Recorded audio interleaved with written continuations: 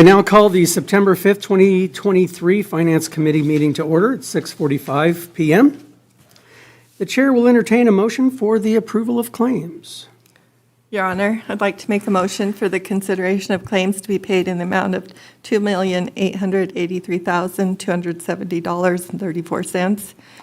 Payroll and liabilities for August 11th, 2023 and August 25th, 2023 in the amount of $551,320.51 for a total of $3,434,590.85.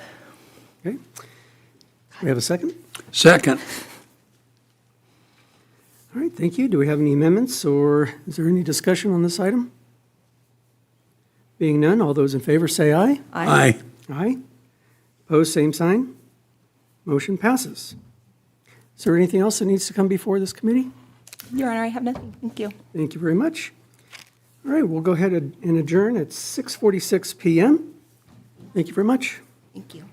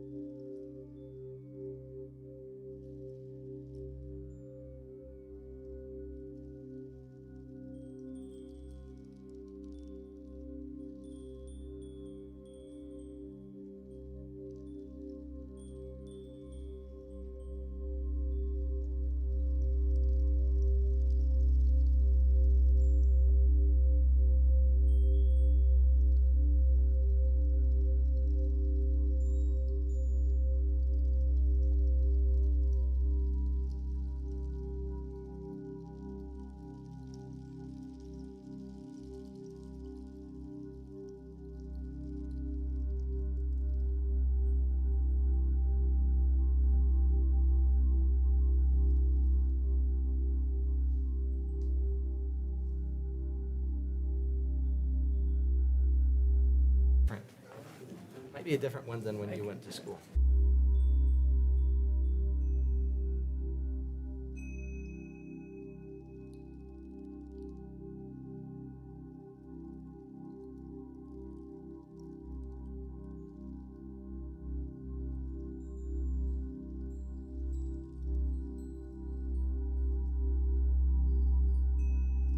I call the September 5th, 2023 regular meeting of the Riverton City Council to order at 7 p.m. Councilmember Larson has agreed to lead us in the Pledge of Allegiance, and I will give us the invocation. If we could all please rise. I pledge allegiance to the flag of the United States of America and to the republic for which it stands, one nation under God, indivisible, with liberty and justice for all. Heavenly Father, we're grateful for the opportunity we have to meet here together as a council and as citizens and as city staff. We're grateful for people who put their lives on the line every day for us in different ways, whether it be military or first responders, and in the multiple ways that we have reaped the benefits of service by others. We ask that you please bless us, that as we continue to serve in the different capacities in which we serve, we can have that service be consecrated for gratitude and for the work that will help those around us and improve our community.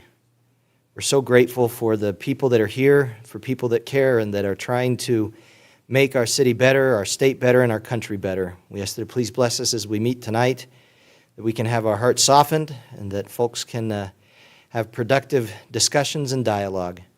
We're grateful for the service of all those in our community and ask that it please bless us with safety and with better knowledge and wisdom and how to serve each other. We say these things in the name of Jesus Christ. Amen. Amen. Done, sir. All right. Would the Administrative Services Director please conduct the roll call? Yes, Your Honor. Councilwoman Carla Borders. Councilwoman Lindsay Cox. Here. Councilman Mike Bailey. Here. Councilman Dean Peranto. Here. Councilman Kyle Larson. Here. Councilwoman Christy Salisbury. Here. And Mayor Tim Hancock. I am here. I would entertain a motion to excuse Councilwoman Borders from tonight's meeting. She is coming back into town from the long weekend. So moved. Second. Councilman Larson with the motion, second by Councilman Peranto. Any discussion? All in favor say aye. Aye. Any opposed say nay. Motion passes. I declare we do have a quorum. I'd entertain a motion for the approval of the agenda amending item 18 to read Replat Woodridge Estates Lot 1, Block 17, Ablard. So moved. Second. Motion by Councilwoman Salisbury, second by Councilwoman Cox. Any discussion, amendments? All in favor say aye. Aye. Opposed say nay. Motion passes. Running right along, retirement recognition. Mr. Butterfield. Your Honor, if it's okay, I'd love to defer this to Mr. Eggleston, and we'd like to pull forward Jeff Smith, if that's okay. Yes, please. Come on up, Jeff, come on up.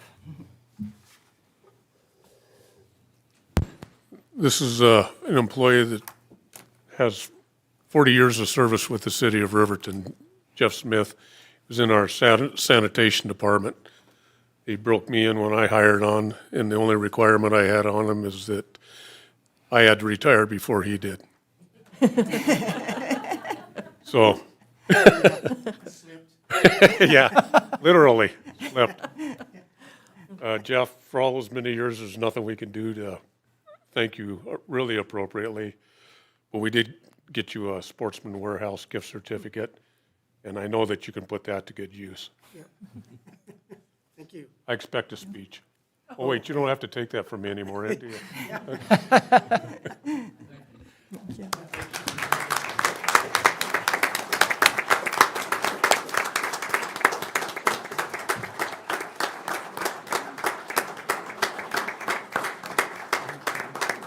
Congratulations, Jeff. Thank you, Jeff. Appreciate it. Good job. Congratulations. Thank you. Thank you.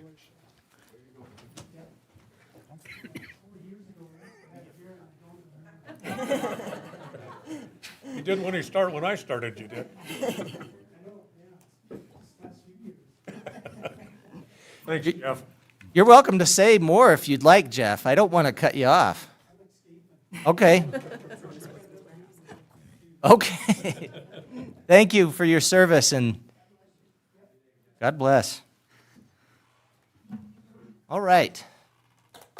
Man, he got out of here quick. He did. I wanted to hear some stories or something at least, Brian. I mean, how did he lose his hair? I want to know. I have no idea.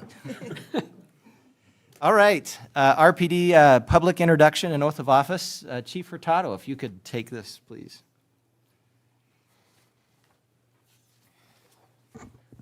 Thank you, Your Honor. Please call forward Bartley Swigler. Please come forward. Tonight, I'd like to introduce Bartley to the police department in the city. Bartley was born in Kansas, and he graduated from Vice American High School in 2009. He graduated from Coastal Carolina Academy in 2013 with a Bachelor of Arts in History in 2013. He worked as a English instructor in Houston, and for the last couple of years, he's worked for a state agency where, up until a few days ago, he held the rank of corporal, and we stole him. And he is going to be joining the ranks of our department as the 23rd officer, and we are ready to accept him and for his swearing in, Your Honor. Thank you, Chief. I'll come down there then, and we can do this.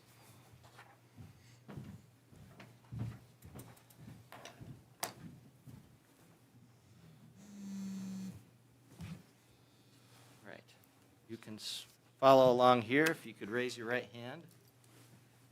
I do solemnly swear or affirm I do solemnly swear that I will support, obey, and defend that I will support, obey, and defend the Constitution of the United States the Constitution of the United States and the Constitution of the State of Wyoming, and the Constitution of the State of Wyoming, that I have not knowingly violated any law that I have not knowingly violated any law related to my appointment related to my appointment or caused it to be done by others, or caused it to be done by others, and that I will discharge the duties of my office with fidelity. that I will discharge the duties of my office with fidelity. Thank you.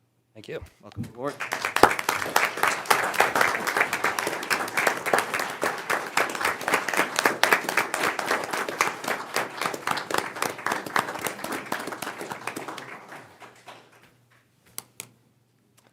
Signature's a lot nicer than mine. No, it is not.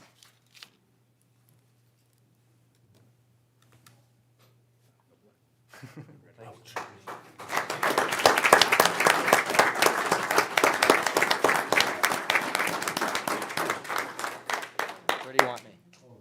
I can give him, I can give him 20 years if that would-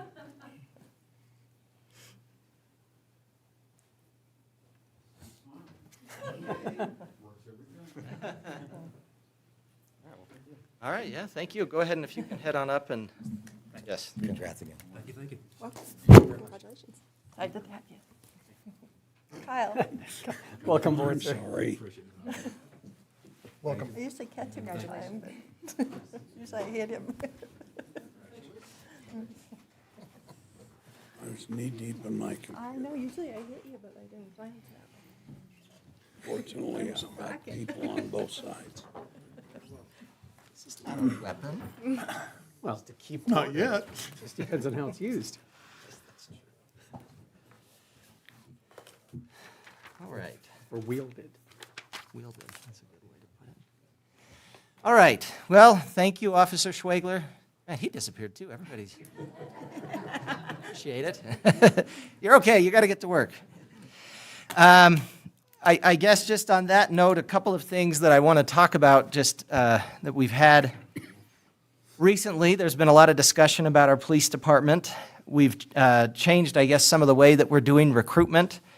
We now have listed our patrol officer position online on Indeed.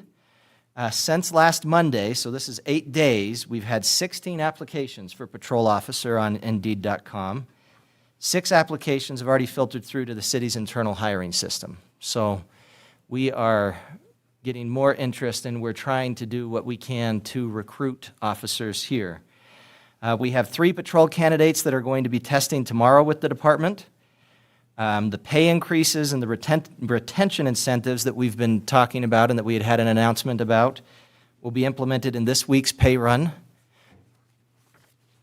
as fast as we could get it, when we just recently had some change in payroll. And basically what we've been doing is we've been working our city administrator to death, having him do a lot of the work that had been previously done by Kristen Watson, and also Mia Harris has also been having a lot more duties, and between the two of them, trying to figure out how to change things in our HR software and everything is a task. But they've been doing it well, and we are getting those changes done. We've had the individuals who've been offered the retention incentive are participating. We just had a clean audit during the last public meeting. That process lasted for about 3/4 of a year, and it's a good gauge of our Administrative Services Director, Ms. Harris, that it was clean. I mean, we put a lot of work into the city finances and making sure that the city is running well. And I guess I just want to make sure, whenever we're talking about different things in the city, there's a lot of people that might talk about different things, have different ideas, but we are hard at work. Our city administrator's hard at work. Our chief's hard at work.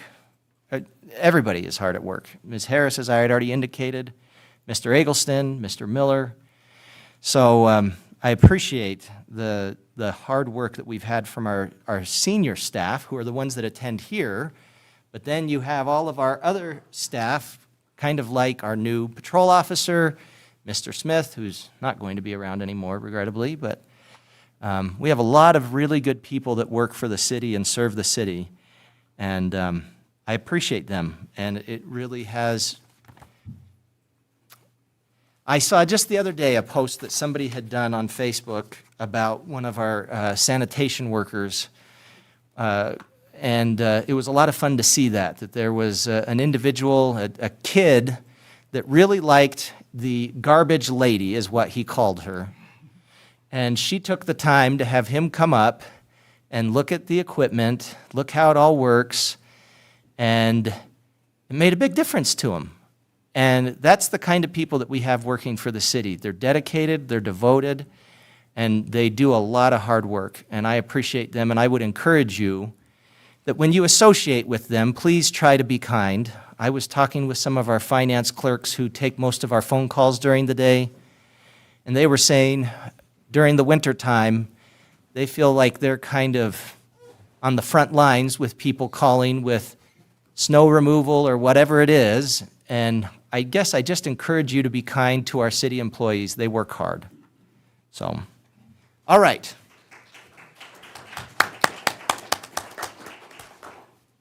Moving on, communication from the floor, citizens' comments. Anyone in the audience that wants to address the council regarding an item that's scheduled for a public hearing, you can come and speak during that public hearing.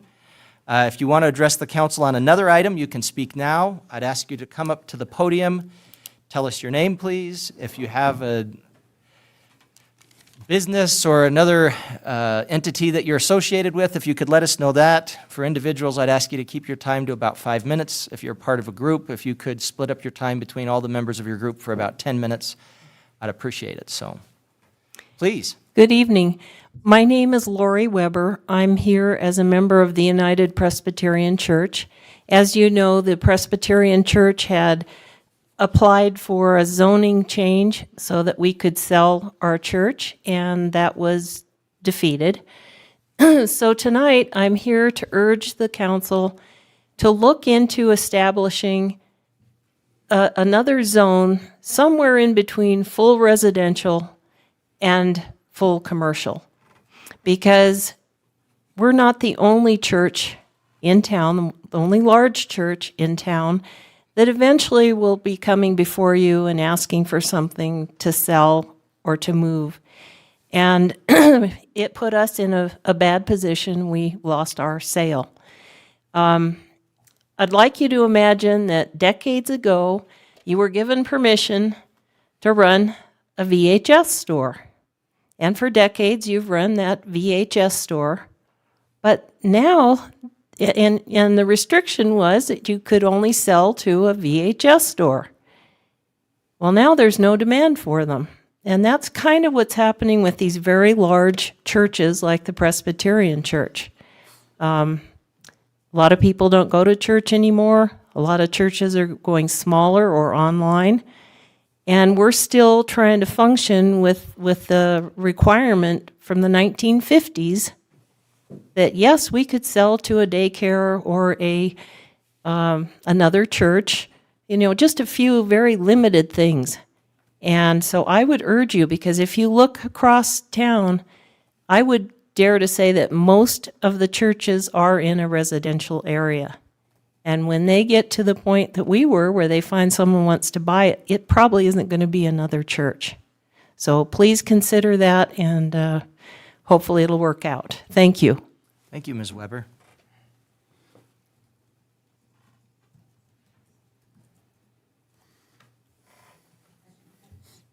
Hi, we're back.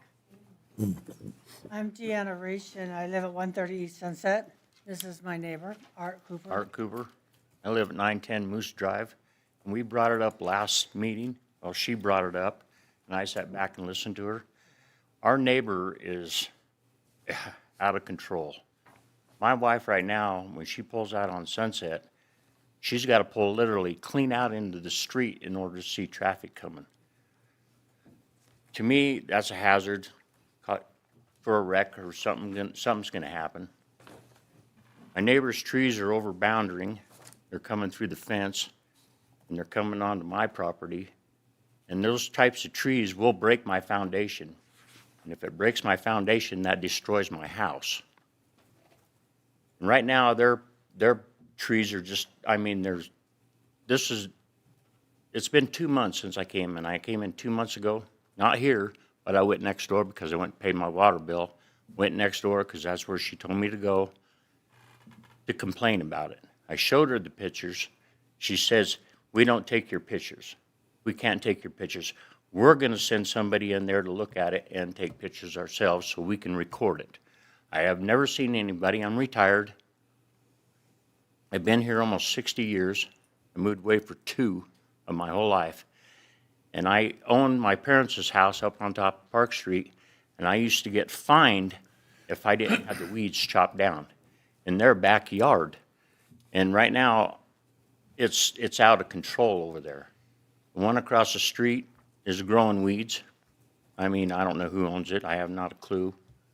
But all them weed seeds are blowing over into everybody else's yards, and we're trying to take care of our property. And I think that you guys should look into taking care of what we're trying to appreciate. That's all I have to say. And I'll add to it, the other property that we're talking about, and Kyle Larson was kind enough today, I called him to see if there was really a council meeting. He pulled you guys some pictures of the 2 properties that we're talking about. The one that's directly across the street from me belongs to a Travis Barton. It does not have any street signs or anything, so I can't give you the exact address to it. Kyle has it now. It is nothing but weeds. It's got where a house was torn down, it's got a great big hole, and the hole is so full of weeds now that you can't even tell it's a hole. It comes all the way up to the top. We have complained about it since the day that he bought the property. The city went out there 1 year with old little tractors and scrapers and everything else and cleaned it all up and fined him some unbelievable amount of money. And he had enough nerve to come knocking on our doors yelling at us for it. And I said, well, it sounds like it's a personal problem. Well, this year it's the same condition. I was at the last city council meeting and brought it up to you guys. And guess what? It looks the same way it did when I was at the last city council meeting. And the house that he's talking about on the other side is also connected to me. We have kittens, we have mice, we have bugs. The doors are wide open. The garbage is flowing out And the the back trees door. are so bad that they're going to start cracking your sidewalks. Well, I guess you guys don't call them your sidewalks. But they're going to start cracking the sidewalks and streets and everything else because it's so out of control. There's a, what is that, a cottonwood? Cottonwood that overhangs the street of Sunset a good 5.5 feet. Almost somebody really tall could walk under it if they were walking down the street. So I don't know what more to do. We've asked you. We've called you. We've went down to, I call it, maybe I got the wrong address. I think it's on Monroe. Is that where the city building is? I've went down there in person. The lady's very, very cordial and just kind of blows us off. Well, now, hey, we're coming into winter. Are we going to have mice and bugs and cats and everything else running across our streets and everything else because we have a vacant house with garbage pouring out the doors of the house? I mean, the garbage is actually out the doors in the yard, and you guys can go by there anytime. It's not locked. So walk on. The windows are wide open. Windows It's are been wide raining open, for so a you month guys and are a half, free to so go check it out. But It's just falling apart. I don't know who our city council members are. I just called Kyle because I knew him. But you guys, come on. Of course, I told you about your weeds, and they're still there too, so I guess you're not too worried about ours if you're not too worried about yours. Okay? Ma'am, what was that address again? Those addresses you, Kyle's got them both. okay. I'm sure he can pass them around. 118 East Sunset Drive. That belongs to Archer, Ryan Archer. And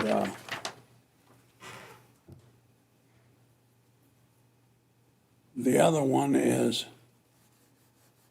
Threer Enterprises, Barton Travis. And the house she's talking about, the picture that the county has is this one. Used to have a giraffe with a No, that's, No. no, that's the wrong house. wrong house? This Wrong one's on the house. The corner. one with the giraffe is on the other side of me, Kyle. Okay, this one, Has weeds too. anyway, We're talking about the one that's right on the corner of Moose and There. Sunset. If you come down Moose and you try to make a right-hand or a left-hand turn, you can't see unless you pull all the way out Unless you pull into your the car first out in the middle of lane the street to in order to even see try around to it. see what cars are coming. Okay? Okay. Just so, if not, nothing happens, I'll see you again next month. I'm not, ask Kyle, I used to rent from him. I don't give up. Well, good. Glad you're here, and Archer, too young to retire, by the way. I will say that if you look over here, the gentleman who's on the phone, and he's not texting. Mr. Miller is our community Taking notes. development director. He's taking notes, he's looking at it, and he's listening, so. Okay, yeah, the guy from oh, you're not Butterworth. Some guy named Butterworth was supposed to come to my house and look at a sidewalk that's been cracking for 15 years over a water irrigation problem. And they sent some guy named Monty. So I never even got to meet Mr. Butterfield, so very nice to meet you. I've been called Worths, but Butterworth Okay, thank you. works. And Mr. Miller, we were texting about making sure that we got out there with code enforcement to look Great. at the issues they're complaining about. And I will say, we do have, if I understand it right, a different assignment for code enforcement in terms of, if I'm correct with that. Anyway, all right, good. Thank you very much, appreciate it. Hello again, Brian Thank you. Gallitz, and I'm here tonight about the pickleball courts again. Since our last meeting, I've had visits with Mr. Buttersworth, Mr. Eggleston, and it has been suggested that we request a special open meeting at your convenience so we can find out what support we have from the community, if we have any opposition from the community, but we would really like to move forward. I got some information for Brian and Kyle both about where they got the money from Lander, and it appears like there are numerous places, as Sue can attest. They've just redid their courts over there, and there are numerous places to go get money. So with respect to your time, we would like to request a special open meeting. And I don't know how that works, if you give us the time or you give us the time. So what, a couple weeks, 3 weeks, so everybody has enough time to publish it. We can get people who don't want it here. We got people who do want it here. I don't know how that works. Do you? Your Honor, if I may, Mr. Eggleston. we could, potentially, staff could schedule just a public meeting and folks entertain the process of park improvement. And looking at the master plan that was finished in 2019, there was several ideas in the master plan about park improvements. Pickleball, for whatever reason, isn't in there, but it's a big attraction right now. We also had people interested in setting up roller derby and also a mini soccer field. So I think it'd be valuable to hear from the community and get some direction from them on what they actually want to see community-wide and go from there. Sounds good. I'd be more than happy to support whatever you guys would like. I think if we can set that at a time that's not a particular council meeting and just get some feedback from folks, get some people there to talk about ideas before we act on anything, I think, anybody have any problem with that? No. I think that'd make a lot of sense.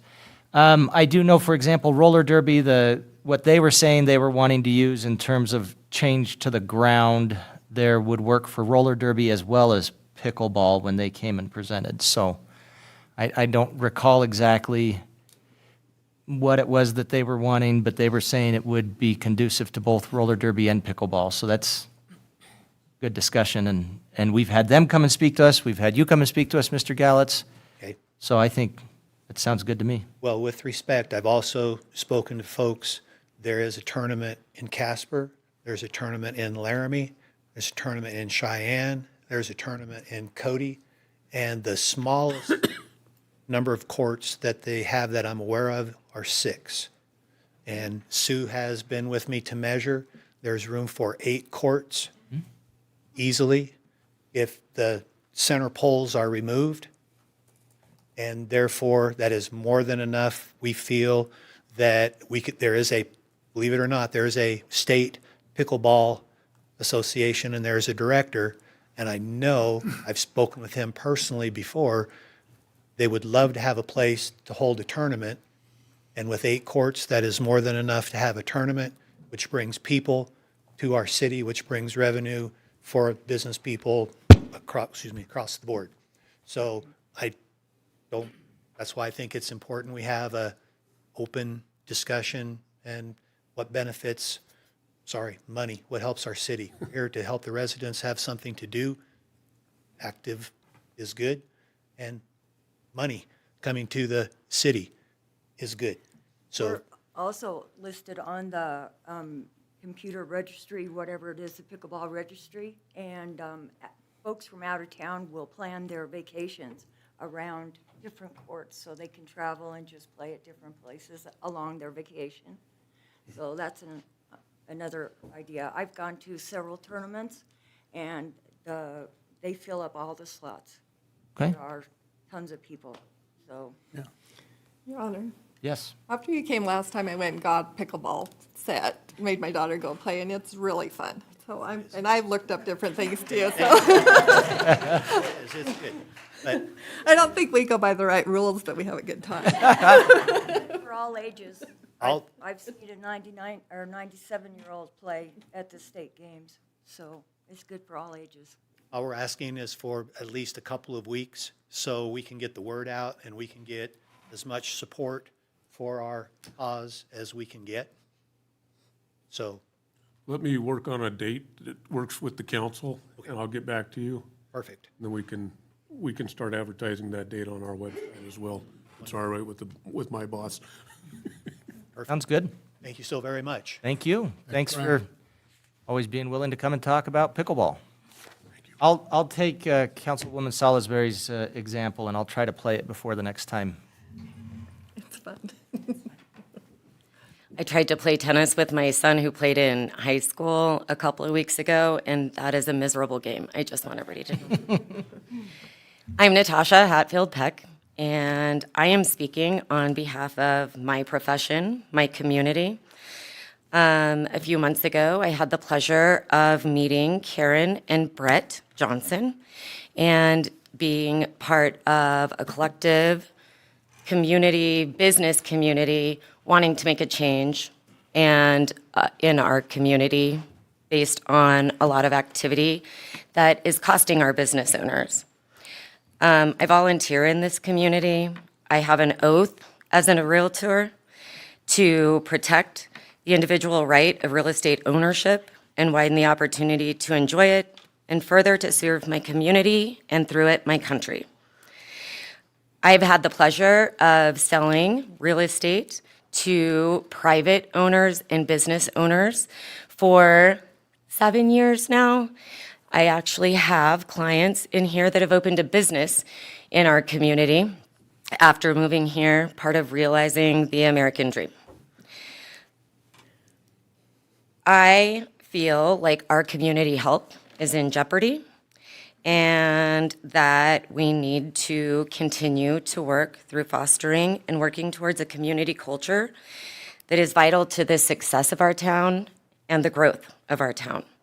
And it was really, really great to see another police officer being sworn in. So I want to commend you, everybody from the city, council members, mayor, chief, for being proactive. We've had discussions, and I think that we are moving in the right direction, and I just hope that we continue to keep moving in the right direction. We succeed when businesses and individuals are invested in our community. Allowing and not enforcing intolerant behavior works against our community health and a welcoming community culture. Vandalizing, littering, public indecency, theft, loitering, trespassing, public intox, other city ordinances are all able to be enforced through ordinances, is my understanding. They're created to remind and enforce public safety, and that we all strive to be better community members by having those ordinances and following them. The people for enforcing city ordinances, first and foremost, are our wonderful men and women in blue. But enforcing that requires the support from our city administration and backing them up and having them feel rewarded for the duties that they're doing. How discouraging it has to be to pick up the same person for public intox or for littering or for peeing their pants in public over and over again just to see them released on the street. When rules continually have no consequences, behavior is emboldened and welcomed. Business owners and property owners, I believe, my clients, my business, have an unlevied tax burden imposed on them, having to clean up their own graffiti, having to police their businesses, having to put locks on their spigots so they don't have showers, people showering. These are folks in our community that are the very first to give money to a benefit. They're the very first people to put a silent auction in a raffle. They are the first people to step up and help community members in need.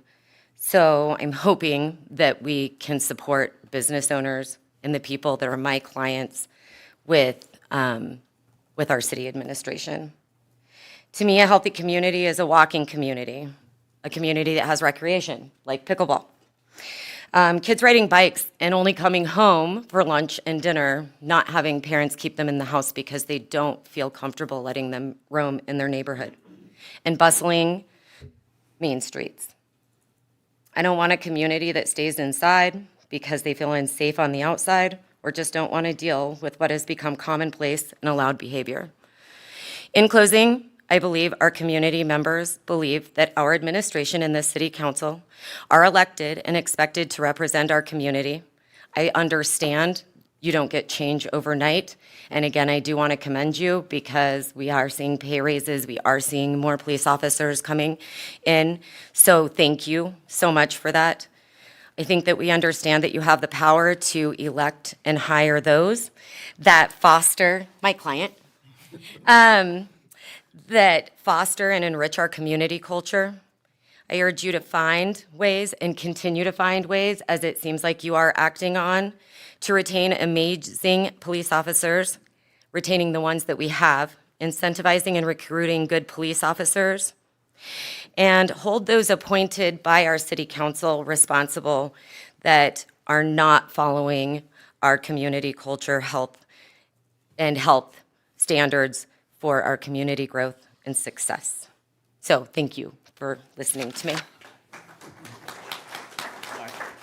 Ed McCool, we're here because of her. I hope I didn't take anyone else's spot, but I need to follow up on her. And I had no plans on coming and talking. I'm Ted McCool. I'm the senior engineer for Spectrum Cable and business owner 307 Thrift LLC. Like I said, I don't have anything planned. I've been wanting to talk. My best friend's right here, front row. My wife back there who runs the show that everyone knows, 307 Thrift. We wouldn't have 307 Thrift if it wasn't for Brett and Karen encouraging Sheila and myself. Sheila left a six-figure income to come here. I left a six-figure income to come here as well. We picked Riverton. I didn't grow up here. I don't have an anchor here. But we handpicked this town because of what we were told and what I bought a house off the internet, unseen, because I wanted to live here. I could have taken my money and my education and lived somewhere else, but I didn't. We chose Riverton. Out of all the places, I mean, it was expressed to me, and I'm like, Riverton? Where's Riverton? And look, we gave up everything to come here, and we bought a house in the middle of town, and we put a business on Main Street, and against what other people have told us to do and asked us to do, and I said, no, we're here. We want to be here. We want to be part of the community, and I don't want to drag this out any much more, but I want to reiterate everything that Natasha said, and we mean it. I love this place, and I want to continue to love this place, and we pay heavy taxes to love this place, and we want this to go to the officers who support everything. Without safety, without any of those bricks that lay the foundation, we don't have a city. And if there's people here that want to undermine the growth of that police department, we need to reevaluate the direction that we're going on whoever's undermining the situation at hand, why they didn't get the right raises or they got the right raises. I don't believe that they did, but a cable guy in my industry without any experience at all can walk up and make $22 an hour with nothing, right out of high school, with nothing. $22 an hour for a cable guy to come in and install your cable at your house. What do the officers make? I mean, $21 an hour, and a cable guy makes 22. It just, the disparity is unbelievable. I guess that's all I need to say. Thank you. Thank you.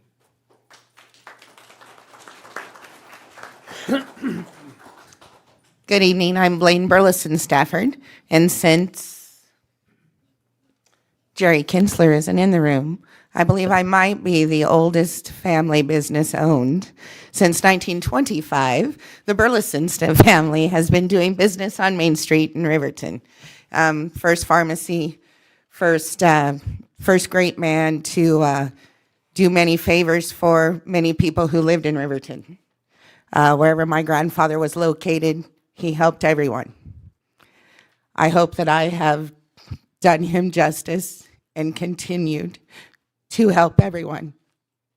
I see that you are all reaching into your hearts, your souls, your budgets, your pocketbooks, and trying to find ways to help everyone.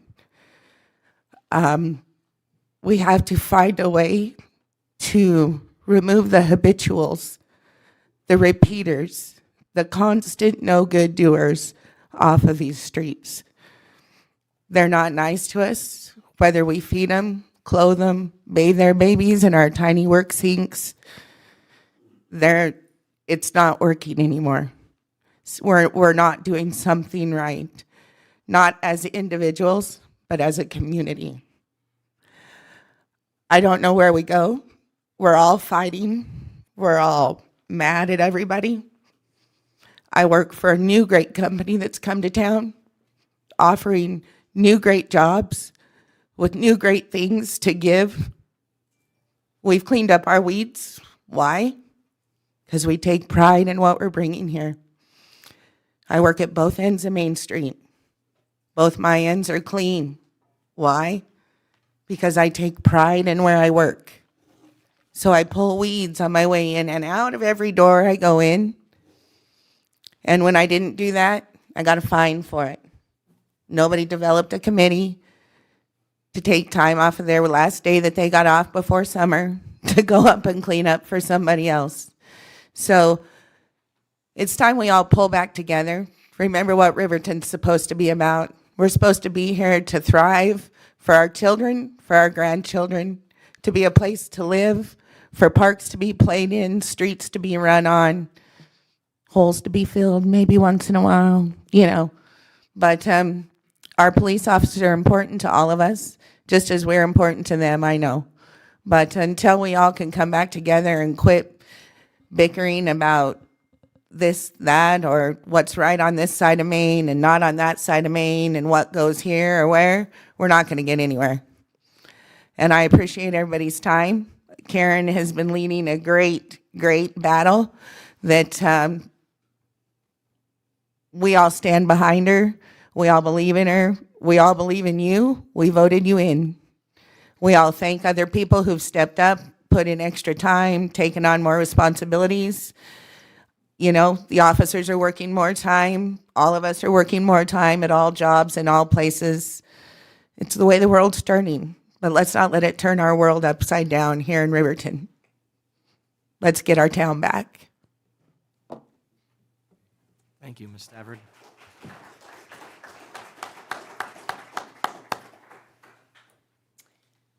My name is Angel Arnold. I'm experiencing technical difficulties, so I'm going to do this on the fly because my speech is gone. I'm 28 years old. I'm a mother of 3. I have 3 beautiful boys, and then I have a wayward teen that lives with me as well. I grew up in Riverton. My kids were born here. I've raised them here. I've put them in our school systems here. I served our community. My parents served our community, and we did that because we believe in our community, and we love it here, and we love this town, and we love its people. And we wanted my children to grow up with that same sense of security, that same love for small town charm. And we haven't found that as of late, and it's really disheartening. I don't know if any of you know this, but we're currently living in what's called the silent depression, and if you don't know that, that just means that you're making more money than the rest of us. In 1930, the average yearly household income was $4,800 a year per person, and adjusted for inflation, that's $86,000 a year. That's one person, the average annual salary, $86,000. The average annual salary in the United States today is $56,000. So I guess we all know where we got the numbers from for the new police pay scale.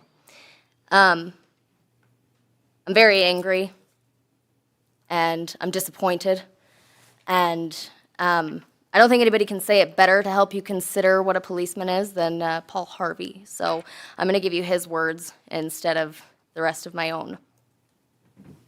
A policeman is a composite of what all men are, the mingling of saint and sinner, dust and deity. Gold statistics wave the fan over stinkers, underscore instances of dishonesty and brutality because they're new. What they really mean is that they're exceptional, unusual, and not commonplace. Buried under the frost is the fact that less than 0.5% of policemen misfit the uniform, which is better than the average that you'd find among the clergy. What is a policeman made of?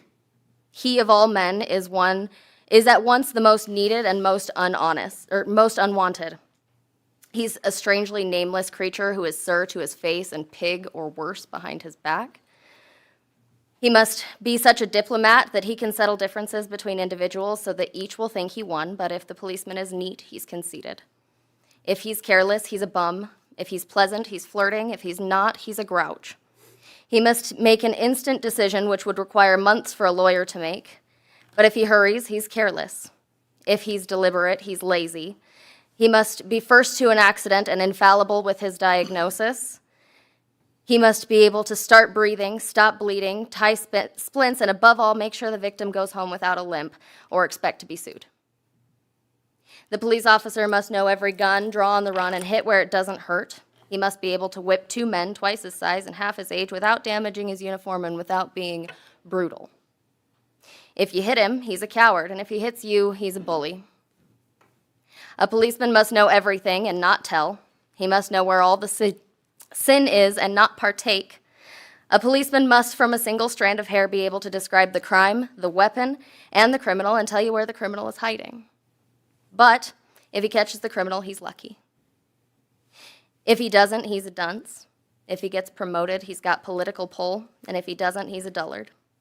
The policeman must chase a bum lead to a dead end, stake out 10 nights to tag 1 witness who saw it happen, but refused to remember.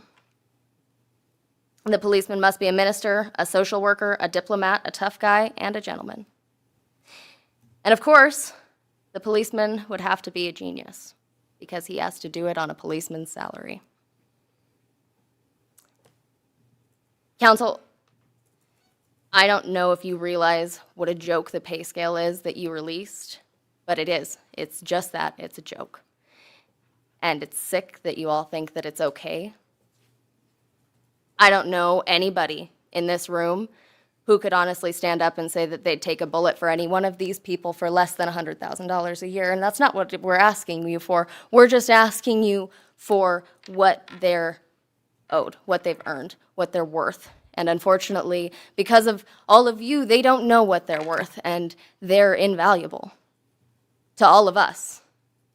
So when there's no one left to call, council, and there's no one left to stop you or your families from being harmed or your property from being destroyed, I hope that you understand that the decisions that you have made over the last couple of months have brought us here, and the decisions that you have made over the last couple of months have been a disservice to you and your entire community. And if you're not willing to listen to the people who have come up and asked and begged for the last couple of months, then you should remove yourselves from the seats that we, the people, own. Thank you.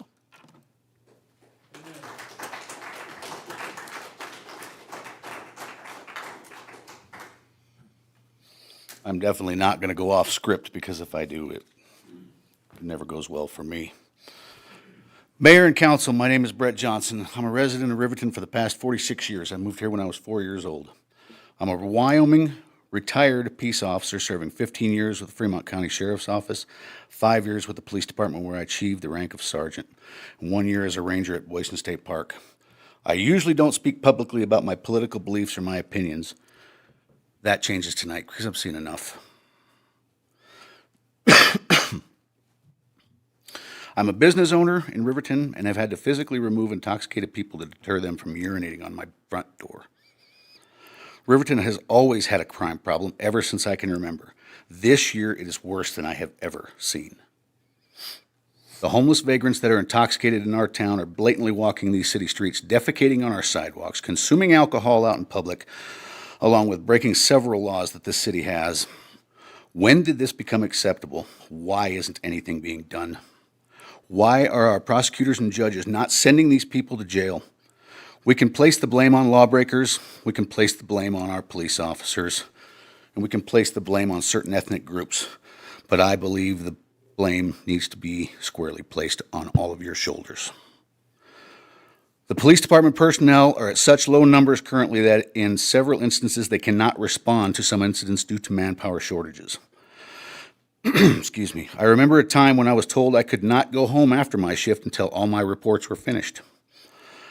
I have been told recently that some of our police officers are behind 50-plus reports.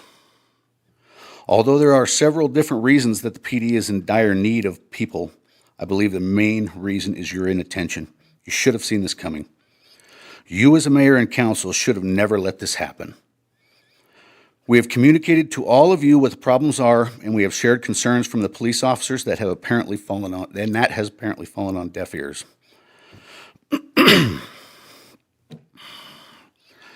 Lost my place, hang on.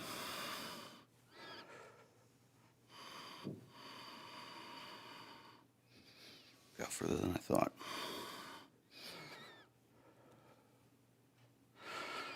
This pay scale that was recently approved does not solve any problems. It just shows these men and women what you think they're worth. I'm going to inform you all tonight what their worth really is. These men and women literally do the things nobody else wants to do or has the guts to do. Law enforcement is a calling. It is very rare to find a person that wants to do this job because they know how terrible it is. The cons far outweigh the pros in this profession. Our police officers work very hard under extremely dangerous and stressful conditions. They have to make split-second decisions that are critiqued for weeks and months after. Holding a dead infant in your arms while waiting for an ambulance to arrive. Having to work a homicide scene where someone has been murdered. A suicide scene where the person's brain matter is all over the walls of the bedroom because the gentleman couldn't bear the thought of his wife leaving him. A man who lays dead in his trailer for 2 weeks because nobody cared enough about him to check on him. I could go on and on with these types of incidents that I have personally experienced, but I hope you get the point. These officers, dispatchers, and sergeants deal with these types of incidents daily, and they keep coming back to work every day, and lately they're working 12-hour shifts and covering shifts on their days off. You cannot put a price on the security they provide. You cannot put a price on the horrors they have lived through. You have no idea how this is going to affect them long term, and I can tell you with 100% confidence that they will continue to suffer for many years to come after their career is over. These honorable men and women need your attention. They rely on you as leaders of this community to have their back and help them in any way you can. You cannot overlook these people anymore. They need you. Without them, our city is in peril. Your inaction and attention to this problem facing the police department is unacceptable. My wife and I personally, along with the Step Up Riverton, have tried to help you. We give you solid advice on how to start fixing this problem, but we have seen very little action from you. Mr. Mayor, as a deputy Fremont County prosecuting attorney, I expected you to understand. You've read the reports and you've prosecuted the cases. You know more than anyone else up there. You should know better. I talked to you, Mr. Mayor, during your campaign, and you made me a believer. Lately, I've been paying very close attention to what you as a mayor and all of you and council members have been doing, and now I question my vote. I have become a non-believer in this administration, and that makes me very angry. You're all placed in those positions by the voters. It is your responsibility to carry out the wishes and address the concerns of the voters. You're charged with maintaining a police department to keep the citizens of this town safe. I do not feel safe in this town. I worry endlessly for the safety of my aging parents, my children, and my grandchildren who live in this town. There are laws in place to prevent or encourage the absence of this type of criminal activity taking place. If it's not under city ordinance, you can undoubtedly find it under state law, which leaves no exceptions. Take a hard line on crime now. Do what is expected and required of those of you who took the oath. Fulfill your oath or step down, and allow someone with safety of our town as a priority to take over. You are not paying the inmate costs and keeping them there, nor are you paying the officers enough to put them in jail. You are failing at the safety and security of this town.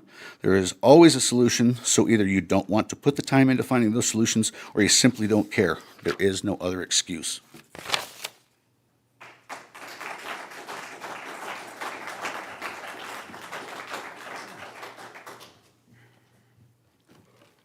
Hello, everybody. My name's Jim Cassidy. I'm a business owner here in Riverton. As a city, as we struggle with this violent crime, vagrancy, public intoxication, sex acts on the street, this issue is brought before you, the council. by several concerned business owners and citizens. We found that part of the problem was our police force, our patrol division being inadequately staffed. So that brings up the question, why are people leaving our police force? Is it leadership? Is it wages? Or is it both? Well, I've come to the conclusion that it is both leadership and wages. I commend the city for offering the retention bonuses and the pittance of a raise that you gave our police officers. It is a pittance when compared to a town 30 miles away. I looked up their salary schedule for police officers, and you may be shocked. A Lander PD starting salary for a police officer is $3,926 a year more than Riverton PD, 8.9% more. Police officer mid-grade, mid-step in Lander is $59,416 a year. Riverton mid-grade police officer, $49,753 a year. That's almost $10,000 a year difference. That is a mortgage payment a year for an average house in Riverton. And then you get to the top end of the scale, and Lander's $73,370 a year at max. What does Riverton max out at? $54,912. An $18,788 difference per year, or 28%. We can do better. We have to do better, or we're not going to have a police force. You know, the other thing gets me is Lander answers about half the call volume of Riverton. In 2022, Lander responded to 4,793 calls for service. In 2022, Riverton responded to 9,250 calls for service. Almost double. And we're paying 8% lower to our rookie officers. Almost 9%. Something's got to change.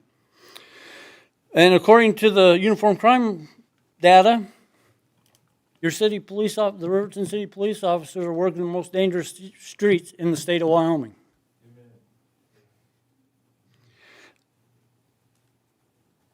The next closest, so Riverton's UCR is 10,061.9 per 100,000 people. Or you got about a 10% chance of being a victim of violent crime or a Class A crime.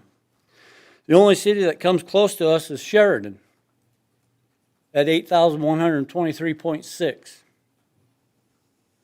Something's got to change in this town.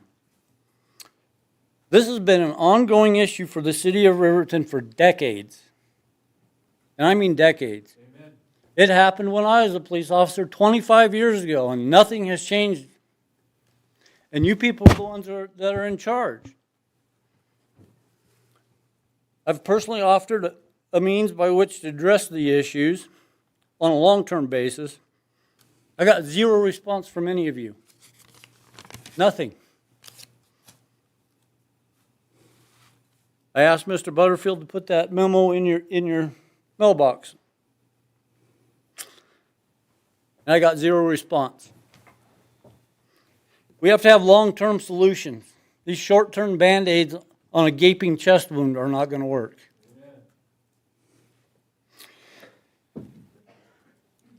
I was told by Mr. Butterfield when I offered him my plan that we might look into it at some point, basically, if the council approves some money so we can do the surveys necessary to see if it's viable.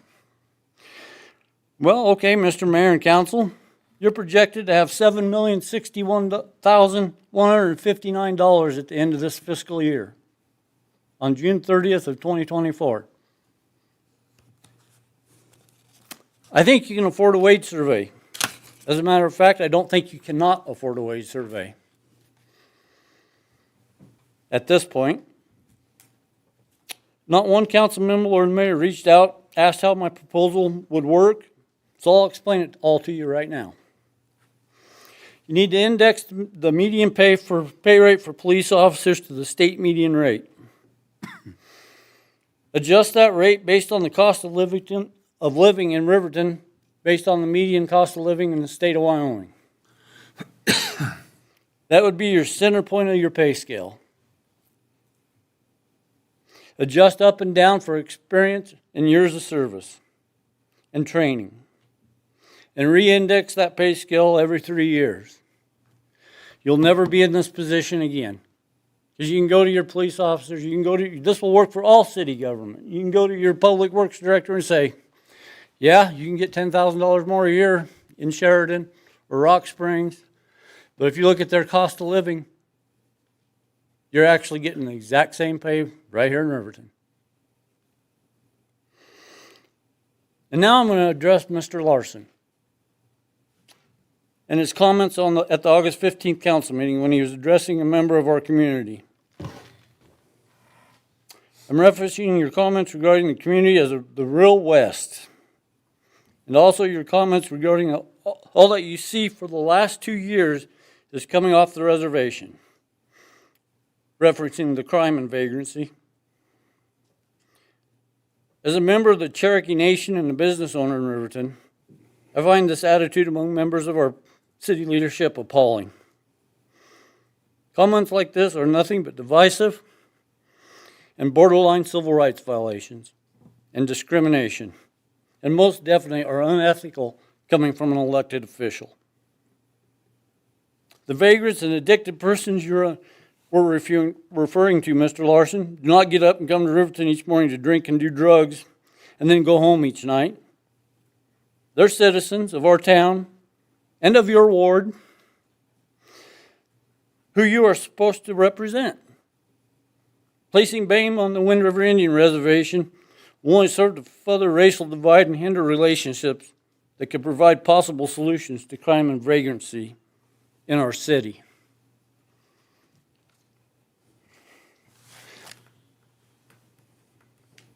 Got something to say? You want me to respond? Go ahead. Can I respond, Your Honor? You'd like to, Councilman Larson? You also talked about who gave out liquor licenses. I did not. That is And, false. I have it in writing. No, you don't. Not from me, buddy. Mr. Never Cassidy. mind. I will not. He's giving false testimony. I will not speak. Okay. I'm sorry, but he's giving false testimony. I get it. We're not here with somebody under oath. What we're trying to do is have conversations. Generally speaking, if you've noticed with most of the other commentary, we try to have this be a time where the public is able to speak to us. If we get some of this back and forth here, which is what you've been encouraging, and I've told Mr. Larson he can feel welcome to. But he has to speak the facts. Just a minute, please. It's taking time that could be used in other things in this meeting. Now, I appreciate you want to have basically a public debate with Mr. Larson. If you'd like to do that, find a different venue for it. I've heard you. I have your letter. I pulled it up as you were talking. And nowhere in that letter did you say you wanted anyone to reach out, so I didn't. But that's fine. You and I can sit down and talk about what you wrote. I have no problem with that. But I do not need to have this meeting be something where we have a lot of back and forth and arguing. We'd like to get to what our agenda items are and stay there. What I want to reinforce is that you as a council and you as Mr. Mayor should have stood up and said, this does not represent what Riverton is about. We accept all races, all creeds. Everybody is welcome in our city. Well, I'll tell you, there's a lot of things that people say in our council meetings that I don't agree with. But I also don't see the need to interrupt every single person to say whether I personally agree or disagree with something that they've said. I think it's understood by anyone that Councilman Larson's opinions are his own. I represent the people of this city. I am someone who has my own opinions. Nobody up here said that they absolutely agreed with Mr. Larson, and we don't have to sit there and condemn him. There's a lot of people that have opinions I don't agree with, Mr. Cassidy, and I don't sit there and argue with them. So I appreciate what you're saying. I hear what you're saying. I appreciate what you've said here today, and I appreciate your letter. And if you want to sit down and talk, let's do it. I have no problem with that. We can do that. Good deal. Can I finish? You can finish. All right. We can come up with innovative ways to address these issues, or we can ignore it and hope it goes away, which it will not. It'll just compound. If you think we are in the real West, and wait and see what happens when the citizens start taking matters into their own hands. It will not be a pleasant experience for the city or the citizens. Your citizens have just about had a belly full of no action and lip service to their concerns. Thank you.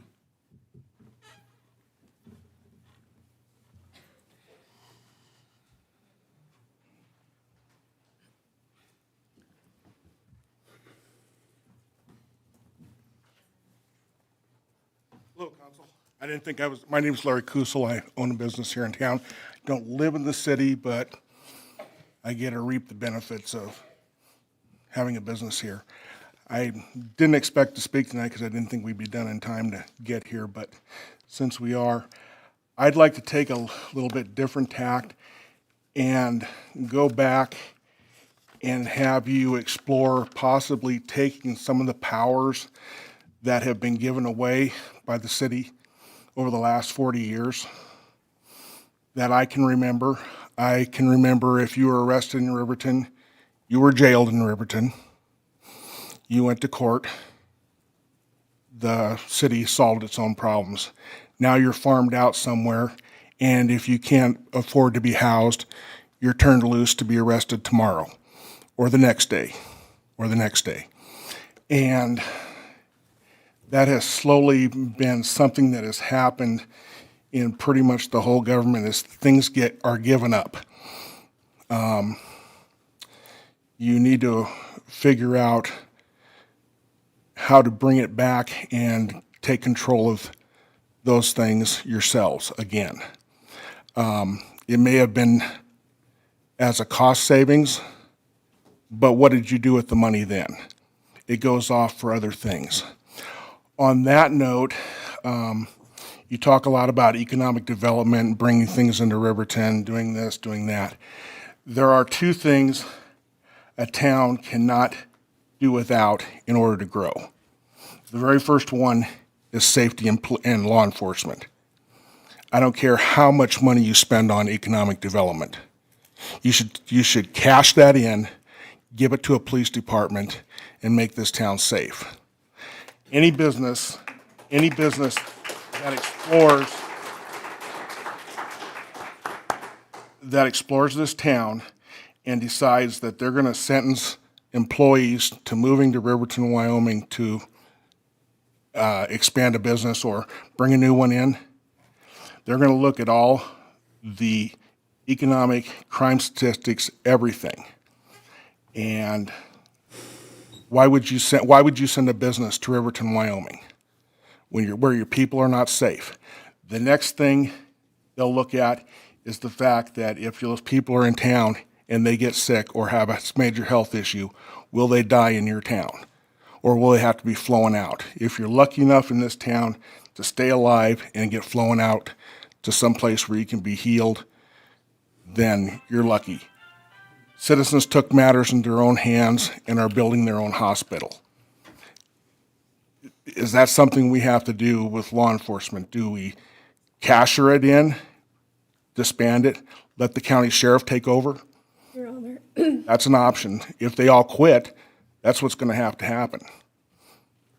The county sheriff will take over. I would say give him all our money. Let them do it. But if you're spending a dime trying to get businesses to come to Riverton, don't do it. Put that money into law enforcement.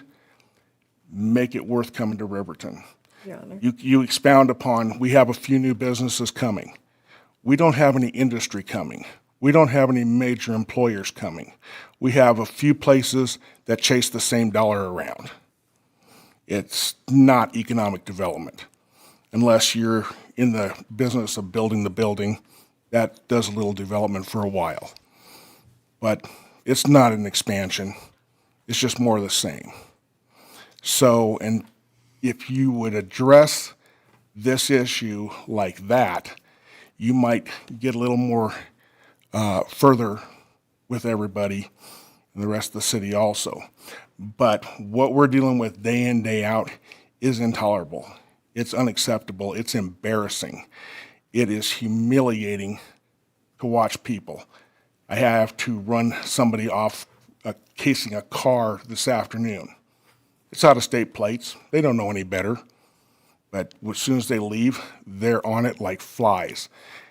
It's horrific. So something's got to be done. It's going to start getting dark at 5 o'clock.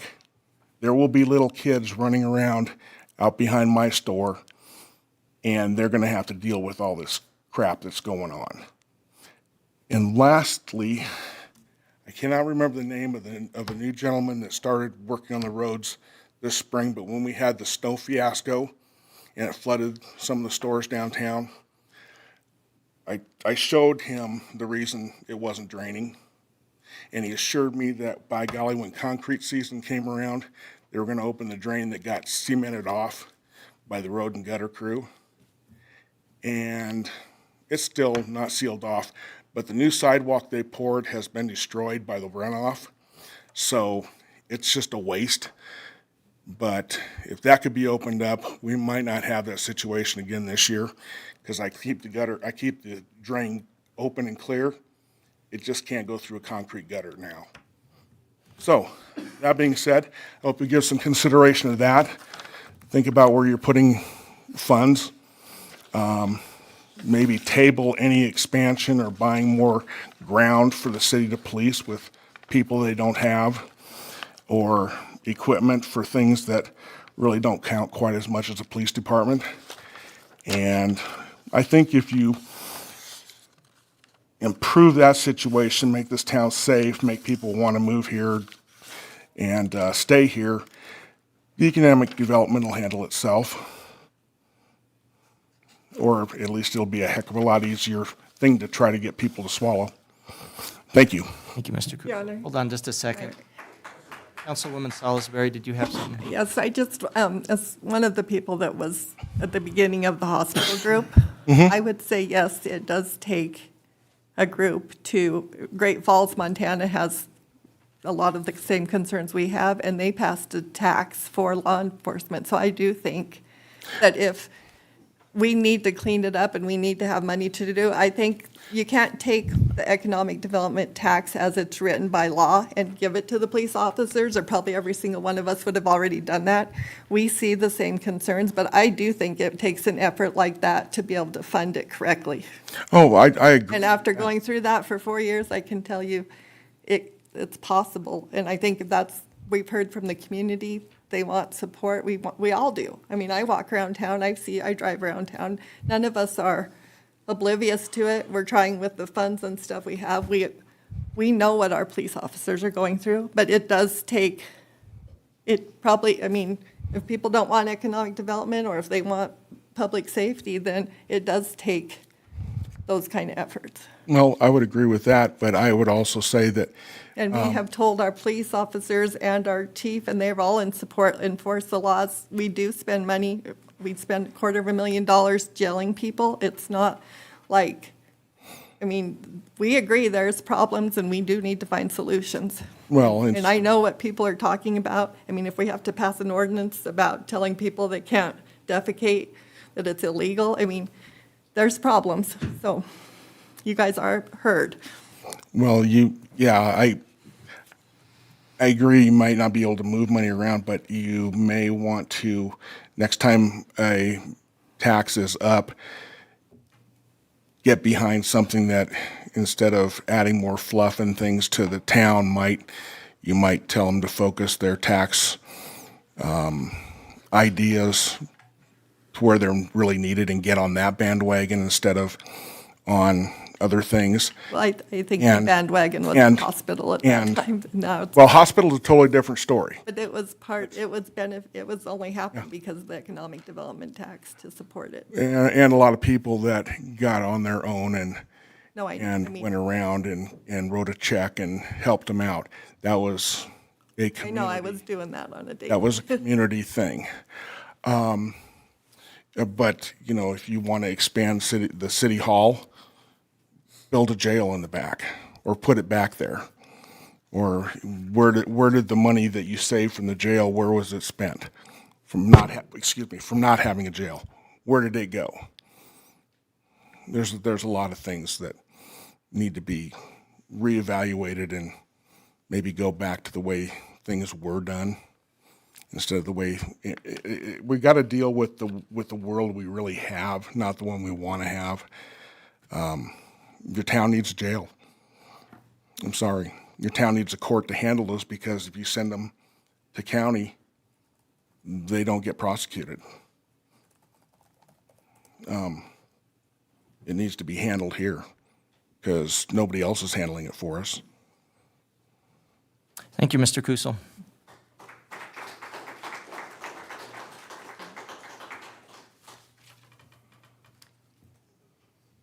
Council Mayor, I'm Karen Johnson, as you all should know, member of Step Up Riverton, owner of Toys But Nice Thrift, concerned citizen, a daughter, a mother, a grandmother, and last but certainly not least, a staunch supporter of our law enforcement community.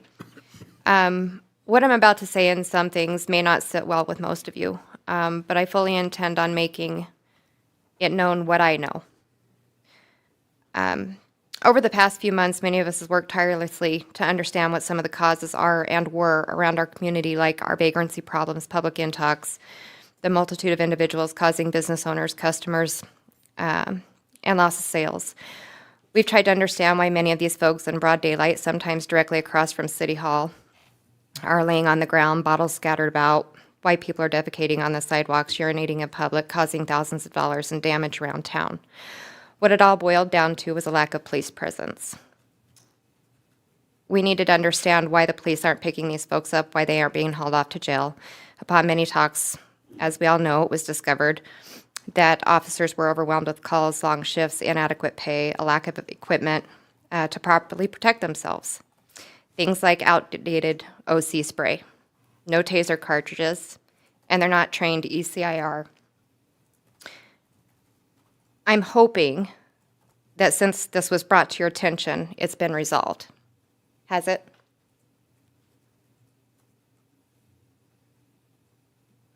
Who are you addressing, Ms. Johnson? Either Kyle Butterfield or Chief. You're welcome to respond if you'd like, either of you, or we can address it later, however.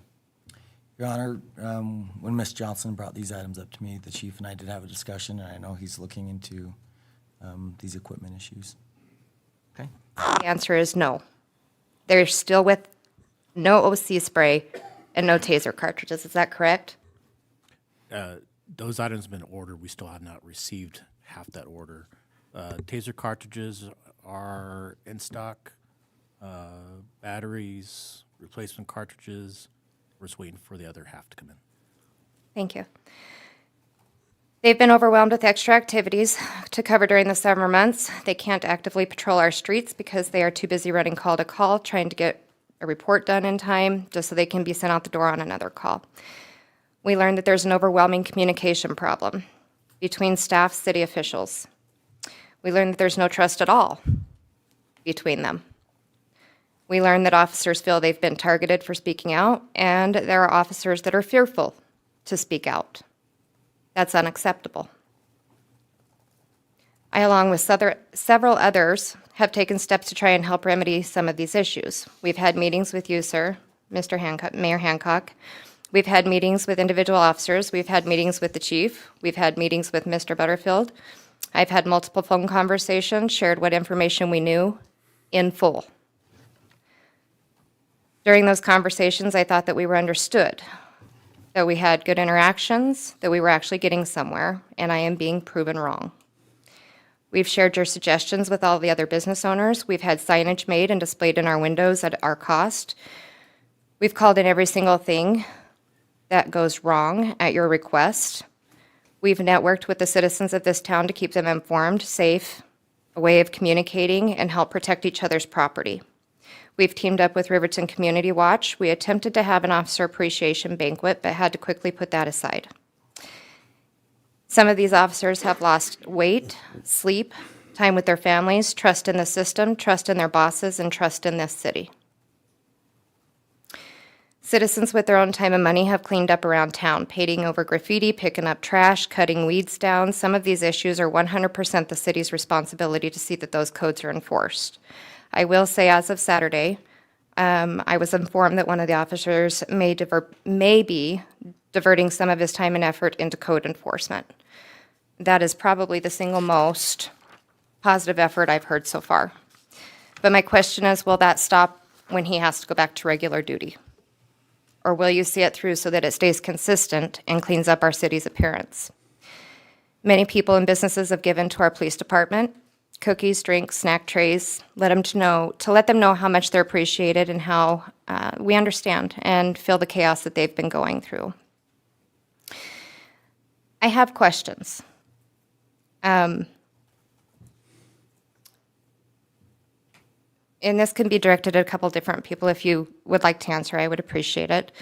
The city allowed their 501c3 to expire for the Riverton Police Foundation, or in better terms, not paid those fees associated with keeping that active. For what reason, I don't really know. It's my understanding that Mr. Bailey is a signer on that account. Is that accurate? Yeah. You are, okay. On your bio in the city's website, it says that you're the president of the Riverton Police Foundation since 2016. So for 7 years, this foundation has been inactive or it's unusable. Yet you took credit for that. That was all true. Okay, so is it usable? Well, due to a lack of participation by other people, it came down to me and Pam Canham were the only ones left. We did have fundraisers. We took all of those funds and gave them to police department functions. We bought body cameras, donated to some officers that were injured in the line of duty.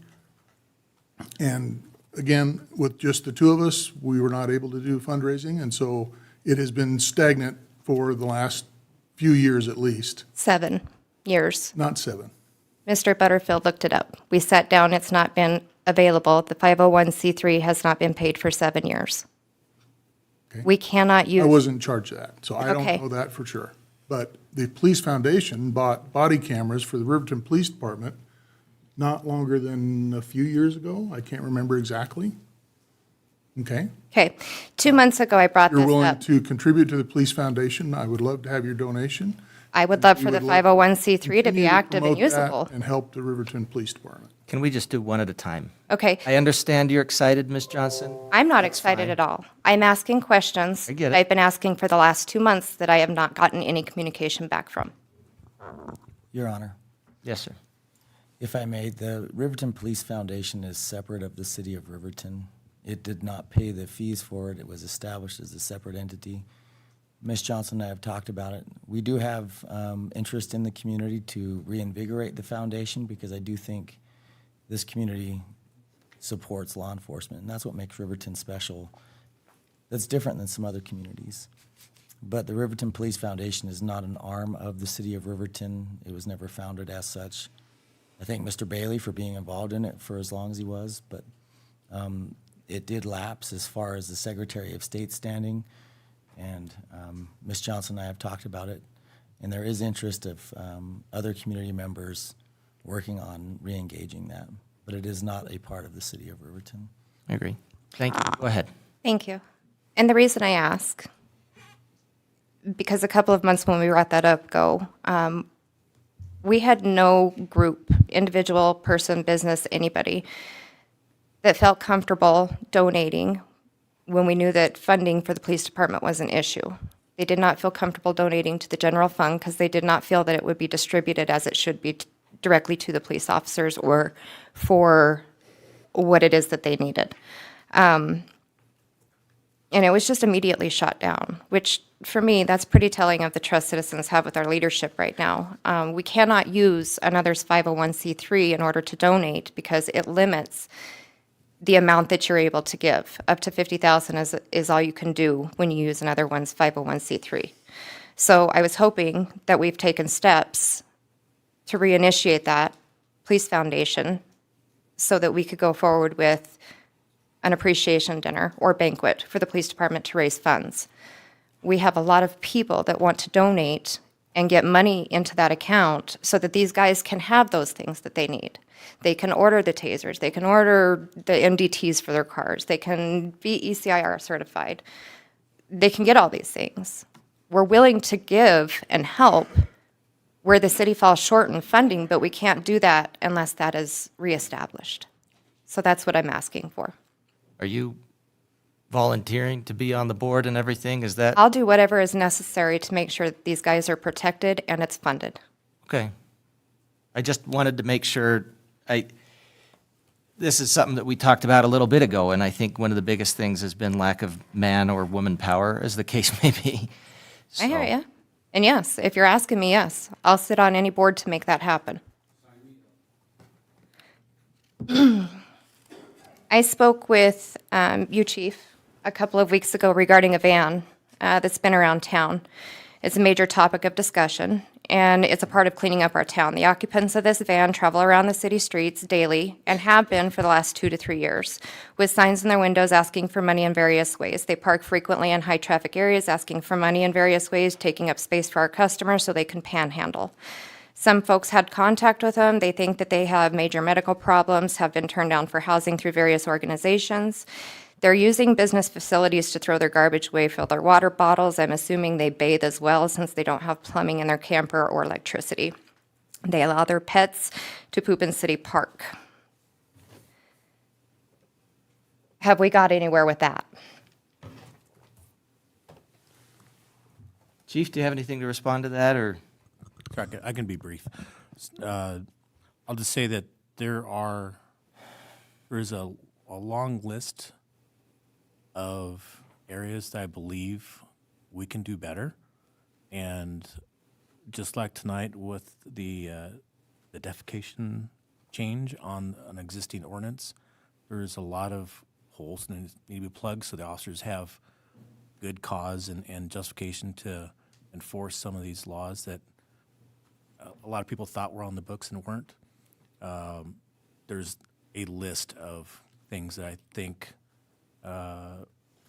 already on the city attorney's plate, waiting to come back and change a lot of the city ordinances to take care of a lot of these problems. So if I'm understanding you correctly, you've submitted different city ordinances to take care of these people? Either get them where they need to go or get them off of the street in front of businesses? Your Honor, if I can probably take like 30 seconds. And Go ahead, Chief, Sure. please. Everywhere from cleaning up our ordinances on graffiti, jaywalking, prowling, panhandling, things that in other cities are against local laws. For here, it's not covered. And I want to fix those gaps and get those ordinances fixed so we can address these problems. So you'll just like tonight, there's one ordinance. I was hoping to have another one on the books tonight. The next couple months, there'll be more ordinances coming before council, and I believe we have to have 3 readings before the officers can start issuing citations or making arrests for a lot of these. Okay. So it's going to take a little catching up. So short answer, no, we've not been able to deal with them as of yet because of city ordinances that are conflicting. Is that accurate to say? It's not where I want us to be yet. But it's factual, right? That there's gaps, yes. There's gaps, and so we're unable to deal with these folks. Okay. So in the meantime, what do you suggest that we do with them? Direct them to City Hall so they can use the public restrooms here, shower in your bathrooms, let their cats poop in the parking lot, shovel the stuff off the top of their camper in the parking lot? Because that's what they're doing in front of our businesses. And there's nothing that these guys can do about it. Another question, and maybe you can educate me on this. I had asked Mr. Butterfield if Step Up Riverton could be placed on the agenda to get follow-up on a lot of these issues, so we didn't have to do this here. I was told that because there was nothing that was being voted on or required a reading, that we weren't going to be put on the schedule per Mayor Hancock and Mr. Bailey. Can you help me understand, under Title III Revenue and Finance, Chapter 3.08 of the City Budget, subsection B, it says that the governing body shall set time and date thereof, therefore, and public notice at least 15 days prior to the hearing for amending the police department salaries. Did that hearing take place? For amending salaries? So if you look at our city code, generally speaking, the way that our salary grade and steps work, that's something that the city administrator can change, but he has to have the consensus of the council. We have had a couple of different times that we've had meetings about that. Each time, because it's payroll, and because it's human resources, because it's employment, it's been a executive session. That's when we do those things. And so that's how that has worked. We've been making changes in the way that we're operating and using our money, and that's what we've already announced. Chapter 3.08, City Budget, subsection B. It states that the budget officer shall submit to the governing body any proposed amendments and the reasons therefor. The governing body may, by resolution, adopt such amendments as it deems advisable following a public hearing. Mm-hmm. And I I'm agree. asking when that public hearing was. Have we had a budget amendment yet? Your Honor. Go ahead, Ms. Harris. We have not had a budget amendment yet because we just started the fiscal year on July 1st, but we definitely have our public hearing every year at the time of budget adoption, and it is advertised 15 days in advance. Okay, so that's what that applies to. That's what that applies Thank you. to, is our city budget itself, yes. Okay, thank you. Citizens are tired of being told, we hear you, we're working on it, when in fact you don't hear us, and we feel as though you're uninterested. And it's hard to tell with no response, no follow-up, no transparency. We're unsure where you're actually doing until the day of, like today, to remedy some of these problems because of lack of communication, which brings me to your fiscal year 2024 City Council goals found on your website. Number 1, communication and transparency. Bullet point 2, engage in mediums to push information to the community and allow residents to report items to the city staff. By denying us time on the agenda, how does that work? You have taken more than 5 minutes. I'm right now speaking for today. 10. I get it. That's And I've fine. waited 3 weeks to ask these questions. And that's fine, but let me tell you, we have given plenty of time for our citizens to come here. We have had more people at these meetings than we have had at any other time. And I get what you're saying. I hear that you are wanting things to be addressed immediately. And we've been trying to address things immediately, but we can't do everything simultaneously. People want us to do a salary study. They want us to make sure we do it right. That takes time, that takes money. We're wanting to do that, but then they also want us to act immediately. Then they want to make sure that every street in Riverton is plowed. That takes money. They want to make sure that our officers are paid enough money. We are short-staffed right now around the entire city. Our police department is an essential part of the city, but by no means is it the only part of the city. We have gone above and beyond to try to make things work. We have done a higher raise for the police department than we have probably done in the history of Riverton in the 2 to last 4%. few months. They saw 2 to 4%. That's laughable. After a 5% increase, and then for most of them, it was much greater than that if they're moving up to a new grade. So let me skip them, Tim. hold on just a Mayor, second. excuse me. Just a second. The point is, this has been stuff that we have been trying to work on immediately. We have been trying to work on for a while. It does not happen overnight. Mr. Butterfield, Ms. Harris, Chief Hurtado, Mr. Eggleston, Mr. Miller all have challenges that make it difficult for them to do their jobs. We do not have a building inspector right now. You want to start talking about enforcing codes. Mr. Miller First is of all, having don't this speak full to me like a duty. child. I am your boss. I We get put it. you in that seat. But I'm telling you, when it comes to our city staff, I'm telling you, the citizens of this town are sick of it. I get it. Sick of it. We're doing the work of the city. You guys are taxing us to death. Let's calm down. I get it. And I'm sorry, I'm not yelling. When I talk, I try to make sure people can hear me. So I'm not yelling at you, Ms. Johnson. But my point is, Mr. Miller is overworked. We don't have a building inspector right now. Ms. Harris is right now moving into a new position, and so it's making it difficult for Mr. Butterfield because he's got to do all the personnel stuff. We are trying to hire people all over the city, and it gets felt in everything. So doing anything right now in the city is taking additional time, it's taking additional effort. And these folks over here are overworked, and we're trying to do it.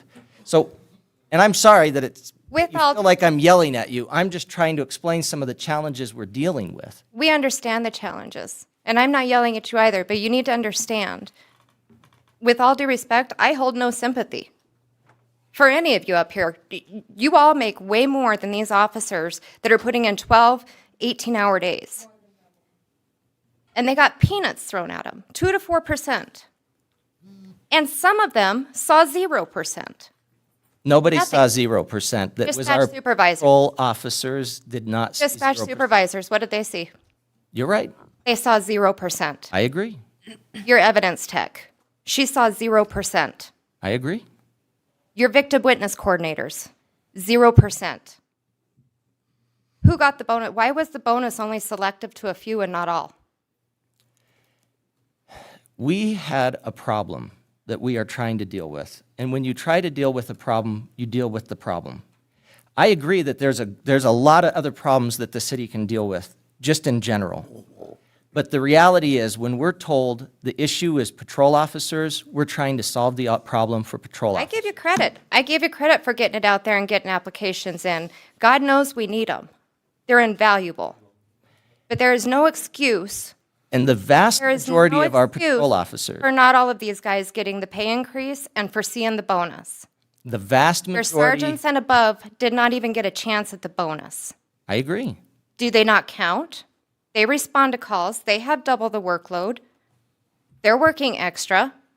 Why were they not given that opportunity? And why was that not disclosed to the media? I agree with you completely. 23 officers. If we you could said, let me finish, please. He said the 23rd officer was sworn in today. That is incredibly misleading, and you all know it. You're operating off 10 or 11 officers right now on fumes, with one leaving for sure, one on medical leave, which is 8. So Be real, be transparent, be honest with what we have going on. So people can step up. People know how to protect themselves. It's not right. And you guys know it's not right. Be honest and transparent with it. We have overtime available that our SROs are using right now. We have reserve officers who we have been calling in and using. We have, $40 an hour for deputies. we are Working alongside the guys that are getting paid $28, $29 an hour. They're getting almost double what these guys have gone through for months. And you're bringing in deputies. So you understand there's a problem. You've been bringing in airport staff, retired officers from airport staff to cover shifts on Fridays and Saturdays. Have any of you taken a ride along to understand what they're going on? It's been suggested. I don't know how many times. No? I hear what you're saying. No. I'm tired of hearing I hear what you're saying. Mayor, with all due respect. Thank you. Enough is enough. Okay. Thank you. I'm going to finish this and be done. Your time is up. I'm going to finish. I've waited 3 weeks. Your time is up. I've done my best to be a communicator, to share all information and feelings from sides of the spectrum. I may have in fact missed a few things. My final share will be this. I hope when every one of those seats up there, time are up, it's filled with like-minded community members. Citizens who care more about the importance of our police department and its members who have a direct impact on our community and our businesses, who share the same concerns about safety and working relationships with the Wind River Indian Reservation, who will take time to ensure pay scales are adequate, not thrown together to appease the public and insult our most valued employees, who will ensure our tax dollars are being spent on things that actually are for community development and safety, who are accountable, professional, Mr. Larson, and Please, respectful. don't address him directly like that. He's our councilman. I get it. He's my councilman. In a He's meeting? insulted me at the last meeting, and I'm done. Okay. I'm going to say exactly how I feel. Feel free to say that. Until then, let me take this time to remind all of you, you work for us, the citizens of this city, the ones who voted you in because we believed in you. Please don't make us regret it any further. We're no longer accepting we hear you. We're working on it. We want to see results, and we want effective results, from the very bottom to the very top. It's up to you to start taking a hard line on crime. Hold your staff accountable, prosecutors, and your judge. You're all accountable for what happens to citizens, businesses, success, and our officers. You have left us with a city that is unprotected and unsafe, and it's time citizens in this town understand what very little protections they have. I'm saddened, I'm angry, and I'm disappointed that your actions show how little you care about this community. But I promise you, with every term that's up, you will be replaced. I hear you means nothing without action, trust means nothing without proof, and sorry means nothing without change. So I'm going to say I'm sorry now, so you all know change is coming.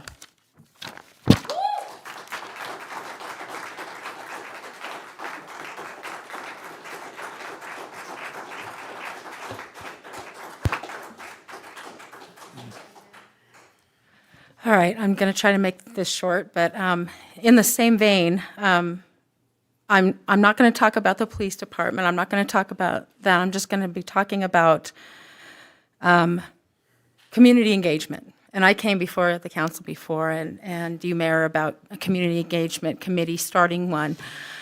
I'll just read what I have. Both the government and the people have a responsibility to their community.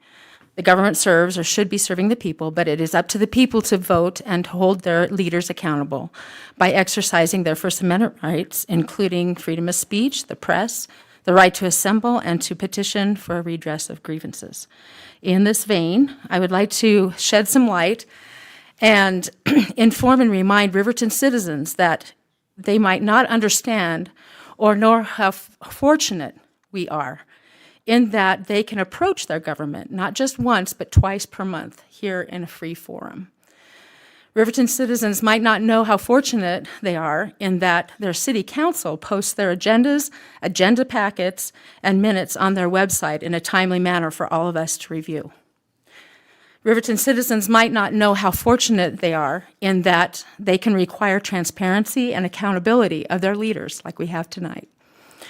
Riverton citizens might not know how fortunate they are in that the media is here to report on these meetings and that these meetings are live and recorded on YouTube to watch at any time. Riverton citizens might not know how fortunate we are in that even between city council meetings, the mayor is approachable and makes himself available to the public. Riverton citizens might not know how fortunate they are in that their city council is required to be transparent with their spending, also posting their budget and financials for the public to view and access. I am a non-enrolled member of the Northern Arapaho tribe. I have been working with and helping a group of tribal members who are aware, know, and understand that they don't have what we have here in Riverton. Here is an example. The next Northern Arapaho General Council is Friday, September 23rd. Tribal members only get one chance to assemble a quorum of 150 enrolled tribal members before they can even have a general council. If a quorum isn't met, there is no general council. Then often you have to wait for months until the next one is called. There is no YouTube, there's no Zoom, there's no Google Meet. You have to be physically present. That would be like requiring 150 people to attend a city council meeting, or the meeting is canceled. Are there 150 people here? I don't think so. Agenda items for a general council must be submitted beforehand, but it's not even guaranteed that your item will even make it to the agenda, or that the issues will even be addressed or resolved between general councils, because a lot of picking and choosing goes on. In the meantime, anything can happen. Decisions and deals are made behind closed doors with no transparency. Great amounts of money are spent without any accountability, and because the people are not adequately informed, they often find out after the fact when it's too late to do something, or there are no funds for even the most basic programs or services. And they have to find out the hard way when their utilities are shut off, or they're denied health-related or medical treatment and attention. There's also a large degree of nepotism going on with favoritism to family members and relatives. In the meantime, these leaders traipse around the country as so-called representatives of the tribe, pandering to politics and media ops, when they should be back home managing their tribe, caring for their members, and dealing with the crises and critical issues that are happening every day. Serious issues that can be and are often matters of life and death. What knowledge I'm sorry, I can't even read. What knowledge did they learn?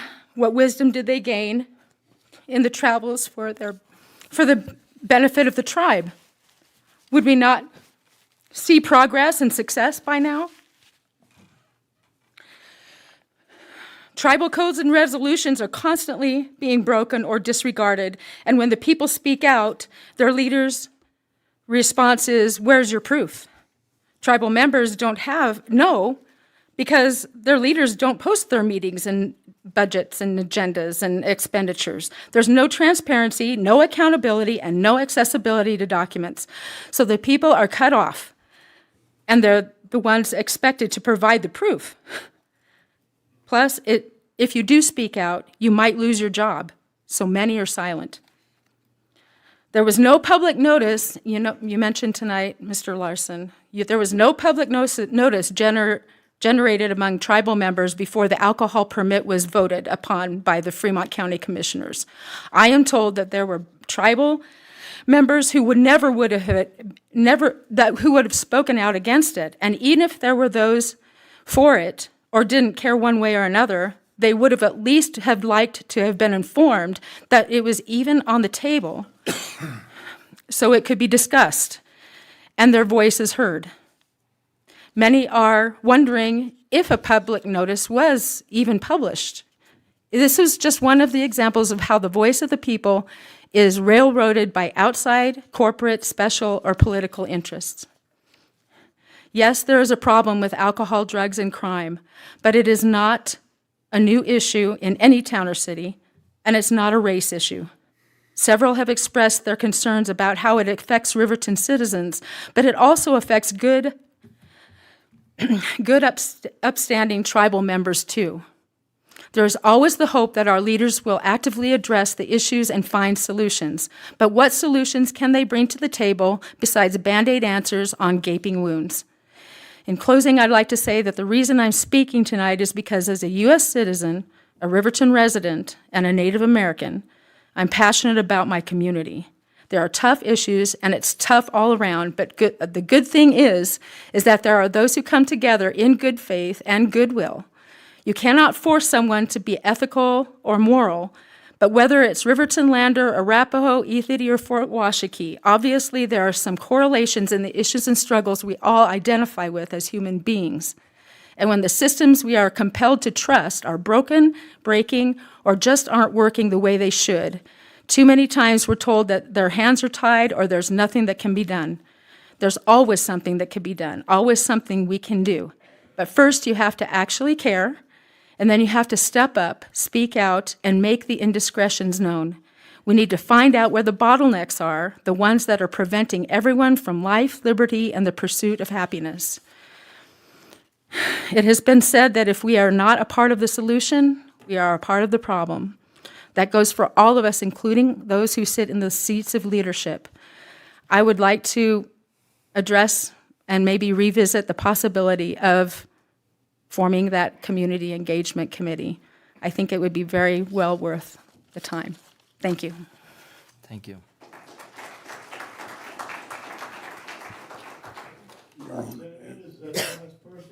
No, my turn. I would like to be the last person. I'll be the last person. No, I will be the last person. Oh, now. And I would like to thank the Thank you police so much. department. Good evening. My name is Andy Anderson.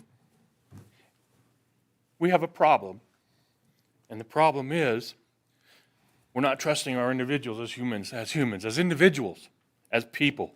We need to love each other more than we're loving each other now. We're solving the problems. We're trying to solve the problems of our United States government in our little community. Our community's broken. We know that. Okay, and I'm not going to use your mic because I'm pretty loud. You can see that. But I think I have an opportunity to give you an insight of how we may be able to help solve some of the situations. Let me shake your hand, brother.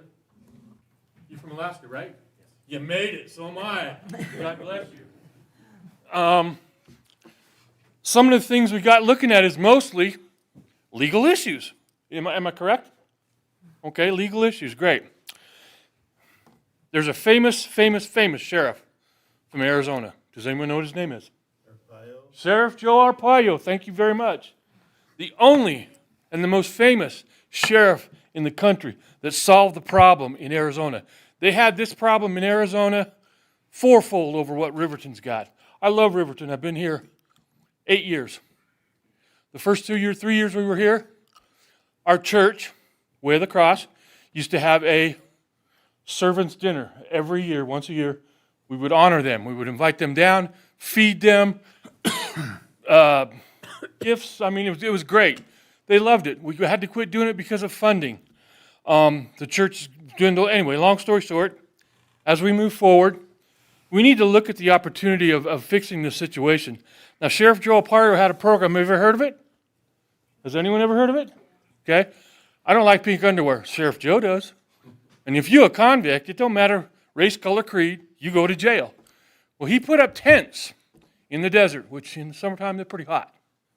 Wintertime, not so good. Anyway, everything's fixable. But he put up tents. And if you got arrested in his county, you went to jail, you got pink underwear, green bologna and milk, you worked on a chain gang, you wore stripes. And I guarantee you, people did not want to come back to jail. So things kind of straightened out. But with that being said, if you had a program like that that would considerably work, and you had counseling issues and tried to get these people, once they go to jail, hopefully everyone sobers up in jail. Give them the opportunity to find some way to get help in one way or another, rather than the open door policy, the in and out, the in and out. I have a lot of friends that are sheriffs. One of my members is a sheriff. We talk all the time about the issues of not only the sheriff, but of the city police. There's a lot of things to be looked at. Cameras in the park, they work, but we need more of them. I live across from the park, and I got news for you. The park is not a pretty place. It looks good in the daytime when the sun's shining, but at night, it's a whole new ballgame. I don't know what the situation is there. We have moved so many things and tried to add so many new things. We've got a new water park there. Seems to be working in the daylight hours. Sun's going down at 5 o'clock here real soon. There's a lot of darkness out there. And there's kids walking up and down my street checking car doors to see what's open and open. We have cameras at our house. We have pictures. Me and my wife call the city office all the time. Say, hey, man. And it works pretty good. Thank you for what you're doing, but we need some help. And I understand about being shorthanded. I've got 35 members in my organization. You know how many of them shown up to an event? 10. The same 10 every time. And it's hard. It's very hard, but you need to utilize fundraising. At another meeting, I will talk about an opportunity to bring another event to the community, but it's going to take the patronage of the whole community and city to put this thing together. We've done it in Arizona. We can do it here. And I just think that with a little foresight and a little common sense ingenuity and a little compassion for people as human beings and not just another person in the gutter that needs to be hauled to jail. So, with that being said, thank you very much. You can be next, brother. You're up.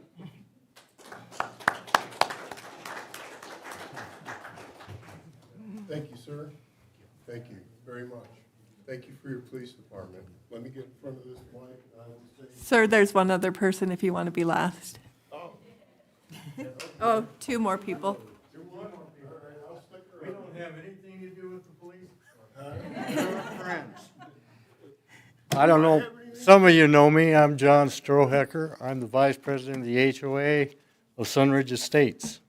And I'm just here to invite all of you, every one of you, to come down and visit my neighborhood. I've been attacked, I've been threatened with a gun, I've been spit at, I've been attacked by 2 kids with machetes. I seen a guy killed across the street from my house. My neighborhood's not very nice. I will not go out after dark. When I do, I carry a gun because these guys can't follow me. And I'm tired of being attacked, spit at, cussed out, all kinds of things. I manage the water portion of the Sunridge Estates. I can't get anybody to pay their bill. How do I shut them off? Who do I go to? You go to their house, they spit at you or cuss you. I was attacked by a pit bull, broke my hip. The only people that responded was the police department. I'm tired of this. Somebody has to take accountability. You can't even drive on my streets. Bring your fancy cars down. I'll tow them out. My car is the worst piece of junk on the road because I can't drive in my neighborhood. I'm losing a muffler, tires, all kinds of stuff. We talked to city council. We had a committee that were going to fix our roads. I work with Mr. Butterfield. I work with Mr. Miller. Great 2 guys. They're trying to help me all they can. But I'm a single guy. I need help. And I'm here to ask for help. That's it. That's my spiel.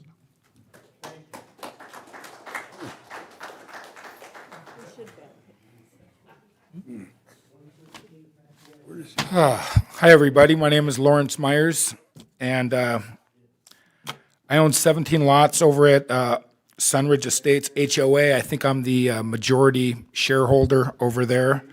I bought it 5 years ago, and I have worked tirelessly over the last 5 years to clean up the property, kind of change the atmosphere and the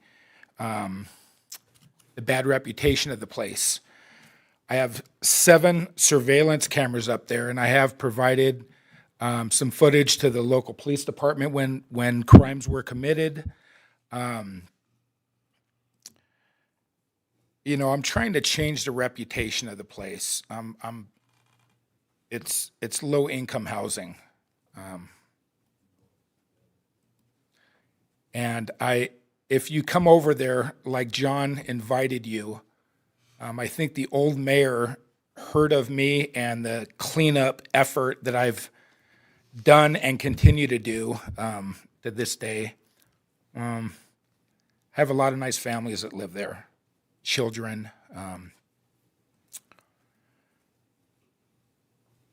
You know, I don't want to talk about so much the plowing of the snow. I mean, it would be nice because there's plenty of room over there to actually push it over where Absorki has their farm, but they never plow over there during the winter months unless a school bus gets stuck.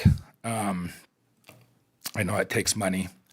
The mailboxes were ran over by a drunk driver about 6 months ago. I've tried contacting the Postmaster General. All my tenants are like, "Are we going to get new mailboxes? What's going on?" I don't even know if you guys are involved in that, but because they're actually on the city street. But it's been almost 6 months. There's no mailboxes. It's an inconvenience for my hardworking tenants to, take time off or go to the post office. You guys are going to laugh, but there is a cat problem over there. Cats like meow. It's been that way for a long time. I like Shannon. She works with the police department. Very nice lady. But it's out of control, you guys. They're breeding like rabbits or rats or mice, man. And I am an animal lover. I have horses, dogs. I don't like cats. But besides that, they go into my trailers and they defecate. I have to go underneath there to do work, and I'm laying in this stuff. During the winter months, they're climbing up through people's heater vents, scratching, trying to get out of the cold. I kind of have a recommendation. And of course, it takes money. But if there was some way, instead of us trapping them or killing them, I know that, so paws does not ever have room for them whatsoever. If there was a way that we could at least spay or neuter, spay the females, neuter the males, I think that would help the situation. Could I pay for it myself? I probably could. But over the last 5 years, I have supported all the local businesses here, staying in, Comfort Inn or Hampton Inn, eating at all the eateries here, mechanic shops, restaurants, clothing stores, Murdoch's, Sutherland's, Ace. I've got accounts everywhere. And I don't ever plan on giving up. I'm actually in the process right now of purchasing more lots out there. I'm actually in escrow, and I'm just going to continue to provide housing for the community. That's basically all I have to say. Thank you very much for your time. Thank you, Mr. Myers.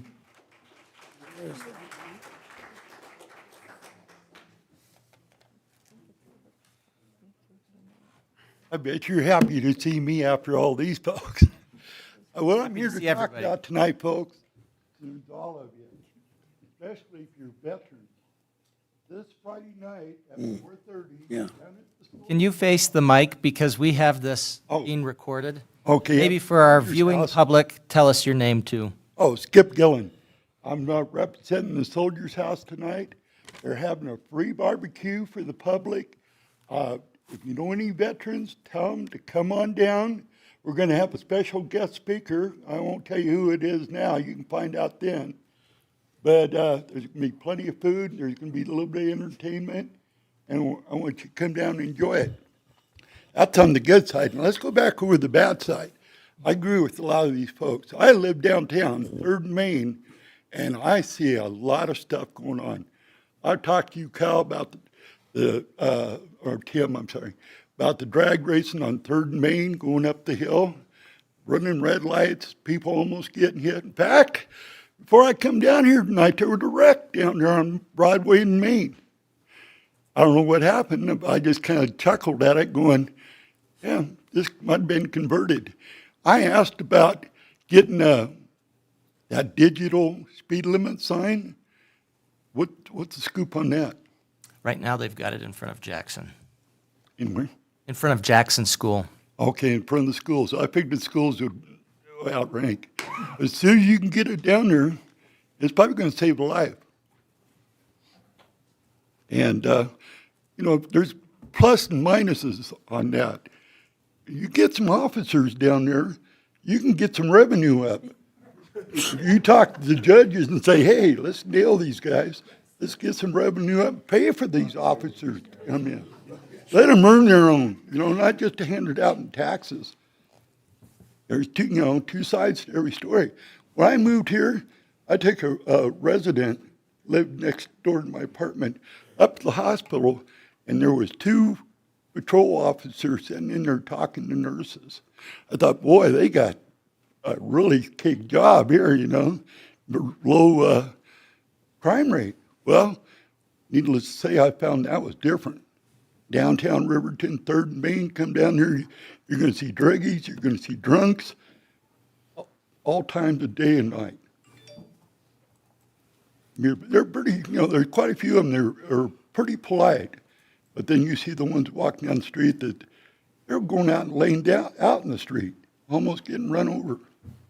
But I have to admit, there's a quick response when I call in on that one. But hey, that's all I got to say. I want to see you all down there Friday night, okay? Okay, you folks have a good evening. Thanks. Thank you.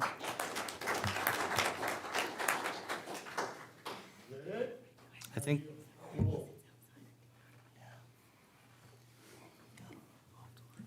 Hi, my name is Mike Olinger. I moved here 2 years ago from Milwaukee, Wisconsin, Milwaukee area. I've been run down twice in this town so far. about 2 weeks after the first time I was hit by, after 2 weeks after moving here, I was hit by a drunk driver. August 12th, 2023, I was hit by another vehicle, a Jeep. I came to say thank you to the police department for keeping me alive. I didn't expect to hear everything that was going on. Now I know what I need to be abreast of when I come to the future meetings. Thank you, Tim, for being mayor, Tim Hancock. I think the town really needs more money, outside money, federal money. I'd like to start talking in the future about better wildfire prevention for the country. We have an airport here. We don't have in the country, just about anywhere, a fleet of water bombers to put out wildfires. There is a big problem that is on the horizon with wildfires right now. If we keep going the way that we're going, we're done. People are talking about climate change. Climate has changed since the beginning of time. I've been to 6 EPA meetings. I tried pushing it at the first one. 4 of them were for Asian carp, 2 of them were for coal burning. We closed some of the most toxic power plants in the Chicagoland area. In Wisconsin, one down in Page, Arizona. We got to do better for our kids. Thank you, folks. Thank you for having the meeting. I will get in touch with you, Tim, see what we can do. The easiest thing for wild prevention, I'm not asking for any money. I'd like to see a few billion people sign a petition. That's as easy as possible. Just one signature from one person. I don't know how to do it. I'm not a lawyer. I don't know how to get things passed in Washington. I was turned down by the EPA repeatedly. They would not give answers. Maybe you folks would be able to help with giving answers in the future. My next task is to go down to the fire academy and start talking to them. I should ask everybody here, who really wants better fire prevention and wildfire prevention? Thank you. I want to shake your hand again, sir. Because without you guys, I'd be probably dead. Literally. You guys. Thank you. Thank you, Mike. I will get in touch with you. All right, let's do the consent agenda, and then we'll have a brief recess after that. Fair enough. Would the City Administrative Services Director please read the consent agenda items by title only? Yes, Your Honor. Approval of the minutes, August 15th, 2023, regular council meeting. Approval of the minutes, August 15th, 2023, executive session. Approval of the minutes, September 5th, 2023, Finance Committee meeting. Approval of the Finance Committee recommendations, September 5th, 2023. Are there any items requiring further discussion? Your Honor, this evening at 6:45, the Finance Committee met and approved the consideration of claims to be paid in the amount of $2,883,270.34. Payroll and liabilities for 8/11/2023 and 8/25/2023 in the amount of $551,320.51 for a total of $3,434,590.85. Thank you. Chair would entertain a motion to approve the consent agenda item as presented. So moved. Second. Councilman Bailey with the motion, Councilman Larson with the second. Any discussion? Your Honor, I'd like to abstain from any warrants paid to Traveling Computers or Wyonet. Okay. All in favor, say aye. Aye. Any opposed, say nay. Motion passes. Let's go ahead and take a 10-minute recess. 9:08. Come back at 9:18. Sound good? All right, we're in recess.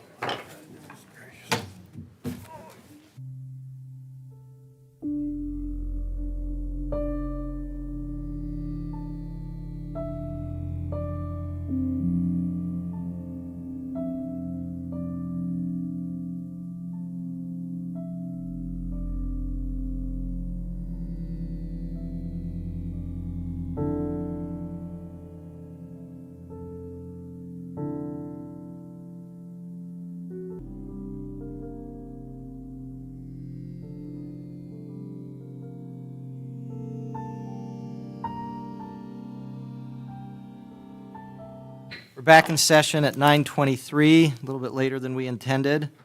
Next item on the agenda is a citizen board appointment for the Planning Commission. Mr. Miller, if you could talk to us about this item, please. Yes, Your Honor, Counsel. It is, as I run the Planning Commission. The Planning Commission deals with planning and zoning rules and titles under state statute and City of Riverton Municipal Code.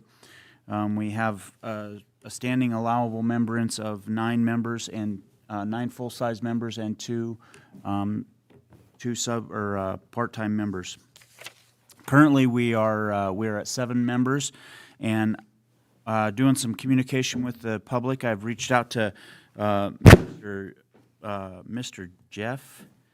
Jeffrey Allen Geel as a local engineer working for James Gores and Associates. I've had some experience working with him on a couple of projects. My first project, this last winter working with him, we were studying weight analysis of snow and ice load on City Hall building and how we were to work forward with removing the snow properly. And it was a joyful experience. And with his engineering experience, he has put in an expression for a citizen board appointment to the Planning Commission to help out the Planning Commission and work with the community that he's now a member of. And so with that, I believe you have that expression of interest form, and I'd stand for any questions on the appointment. And what's the pronunciation of the last name again? I most likely butchered that, and I apologize. I call him Jeff. It's Guy. It's Okay. one of those names that's too simple to say easily. I grew up with some geese and Lander. And we're not related. Well, I figured not. I've known, well, Dr. Gee, he actually delivered me. But, I bet your mom delivered you. well, yeah, she had some help. And so, we also had a public health officer who was G-E-E, but it was G and not Gee. So I wanted to make sure I got it right, Gee. That's fine. All right. I'd entertain a motion to approve the appointment of Jeffrey Allen Gee to the Planning Commission. So moved. Second. Councilman Larson with the motion, second by Councilwoman Salisbury. Any discussion? All in favor, say aye. Aye. Any opposed, say nay. I vote aye. Motion passes. Thank you, Mr. Gee. Appreciate you being willing to step up. Snow removal policy update. Public Works Director's report. Mr. Eggleston. Thank you, Your Honor. Before you tonight are the updated version of our snow and ice control plan. As you recall, on the August 8th council meeting, it was a work session. We had a discussion about updating the plan and implementing the plan and changes that the council may have, that staff may have, and also some public comments as well. Tonight in front of you, this plan incorporates all those changes as discussed in that meeting. And we would just look for approval on it, and we'll adopt it. Thank you, Mr. Eggleston. I'd entertain a motion to adopt the updated snow and ice control plan for the city of Riverton. So moved. Second. Councilman Larson with the motion, Councilman Pronto with the second. Any discussion, amendments? Anybody in the audience want to talk about the snow plan? No? All in favor, say aye. Aye. I vote aye. Any opposed, say nay. Motion passes. Bid award police vehicle. Public Works Director's report, please. Thank you, Your Honor. Also before you tonight is a bid award or a bid award request for 2024 Chevrolet Tahoe in the amount of $51,693. We had one lone bidder for this project, which was Fremont Chevy, Buick, and GMC here in Riverton. We budgeted $68,200 for the individual patrol cars. One of them has since been removed from the budget. However, we estimate that upfitting is going to cost approximately $15,000, which will bring the total up to $66,693. With the budgeted amount we do have, we'll have a little bit of leftover for some decaling and incidentals as far as installation of equipment. And happy to answer any questions if you have them. Your Honor. Yes, Councilman Larson. Does that includes all of the bells and whistles, the computer, the sirens, the lights, the $51,693 is just the vehicle. No, The other. $66,693. That's correct. Sounds like a good deal.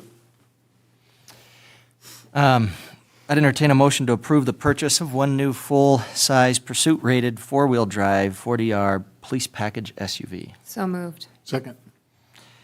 Councilwoman Cox with the motion, Councilman Bailey with the second. Any discussion? We don't currently have mobile data terminals in our vehicles, do we, Chief? No, we do not. So when you're talking about computers or whatnot,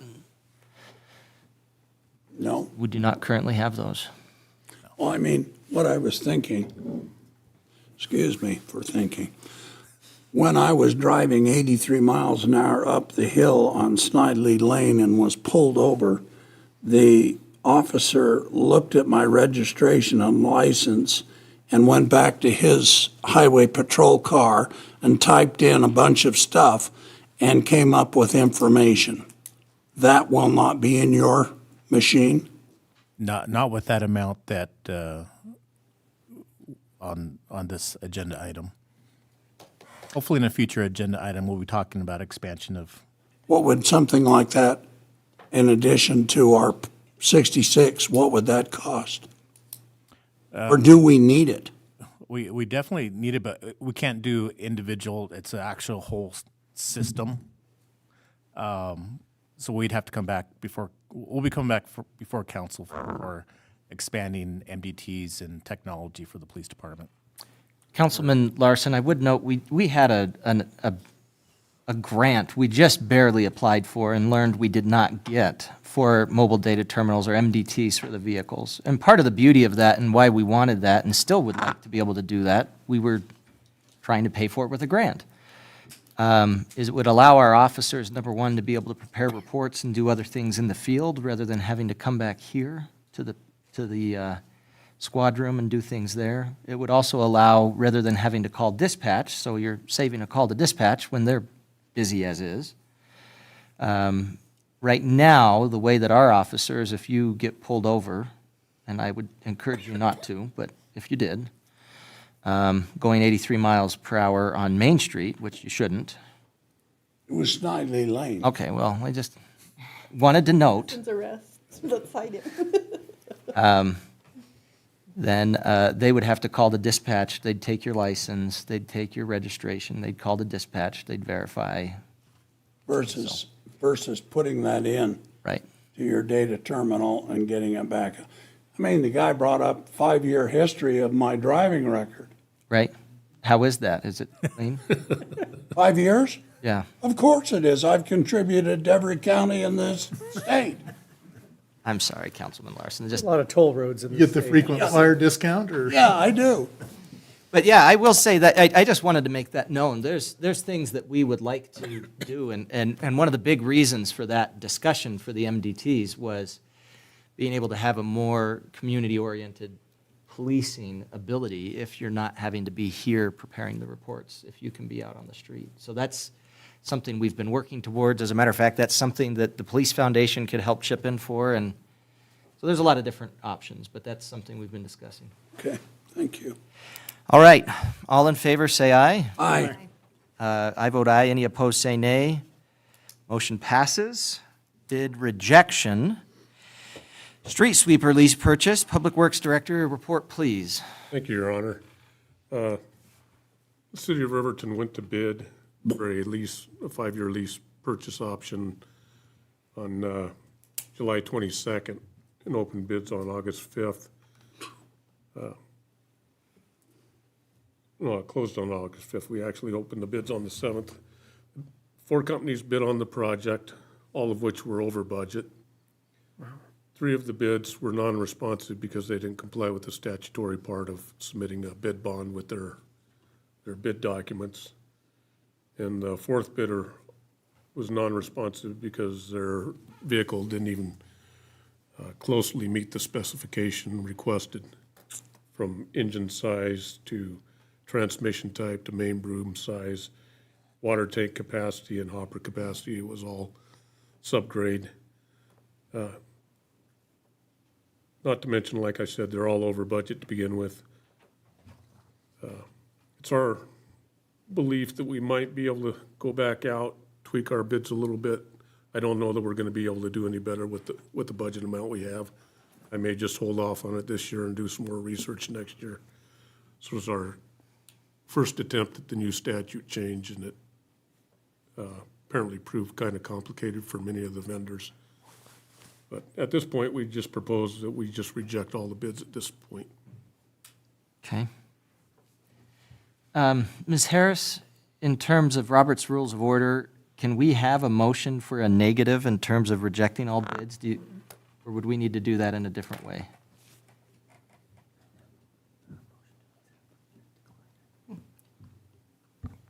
Thank you, Your Honor. We would have you make a motion to accept the bid and then decline the vote.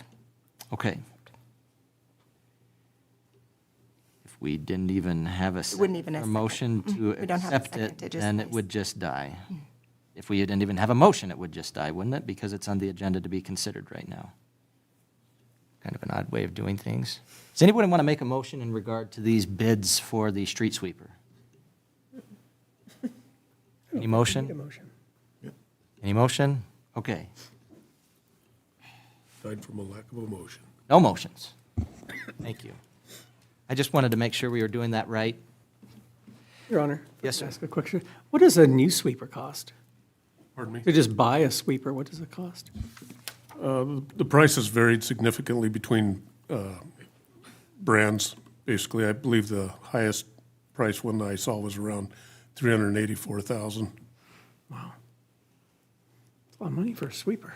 Yeah. Our idea behind the 5-year lease is around the end of 5 years, they're starting to experience a lot of maintenance issues, and it would seem beneficial to us to be rotating it out every 5 years as opposed to trying to budget up front for a replacement every 5 years. All right. Next item, public hearing and consideration of ordinance 23011, first reading, waste defecation. Chief of Police, please. Thank you, Your Honor. It's a fun ordinance. For background, the police department has responded to increased number of complaints regarding persons urinating or defecating in public. The current City of Riverton ordinance covers the act of urinating in public, but does not clearly specify the act of defecation as a public offense. Urinating and defecating in public frightens and offends many people and also creates a public health hazard. The purpose of this amendment is to include the act of defecating in public into the current city ordinance. The recommendations comes from the city attorney for changes of the existing ordinance 9.08.100 urinating in public to include the verbiage that would include the defecation of the act. And we'll be able to have additional enforcement duty. Did you really just say that, I know, Chief? I was. He did.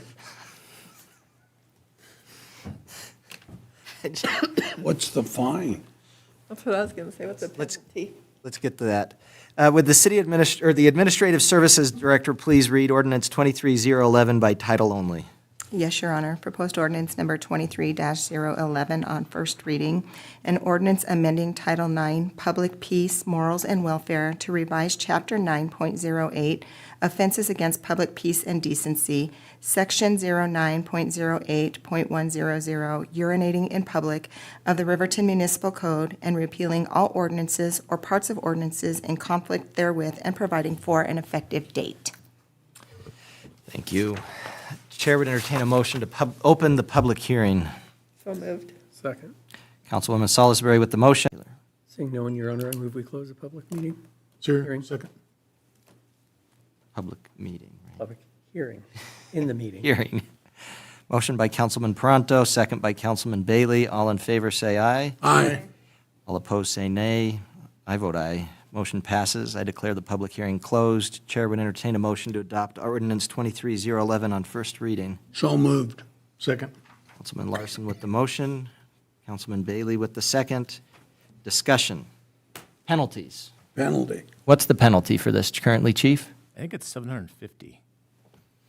Wow. Maximum?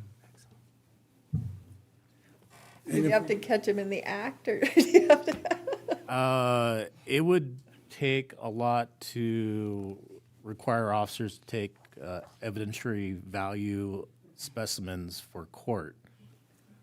So, yeah, I think it's a misdemeanor that would have to be committed in their presence for them to make an arrest. So if store owners have their cameras with that? Then we'd be able to do a summons. We wouldn't be able to take them directly off the street. We'd have to summon them into court for hearing.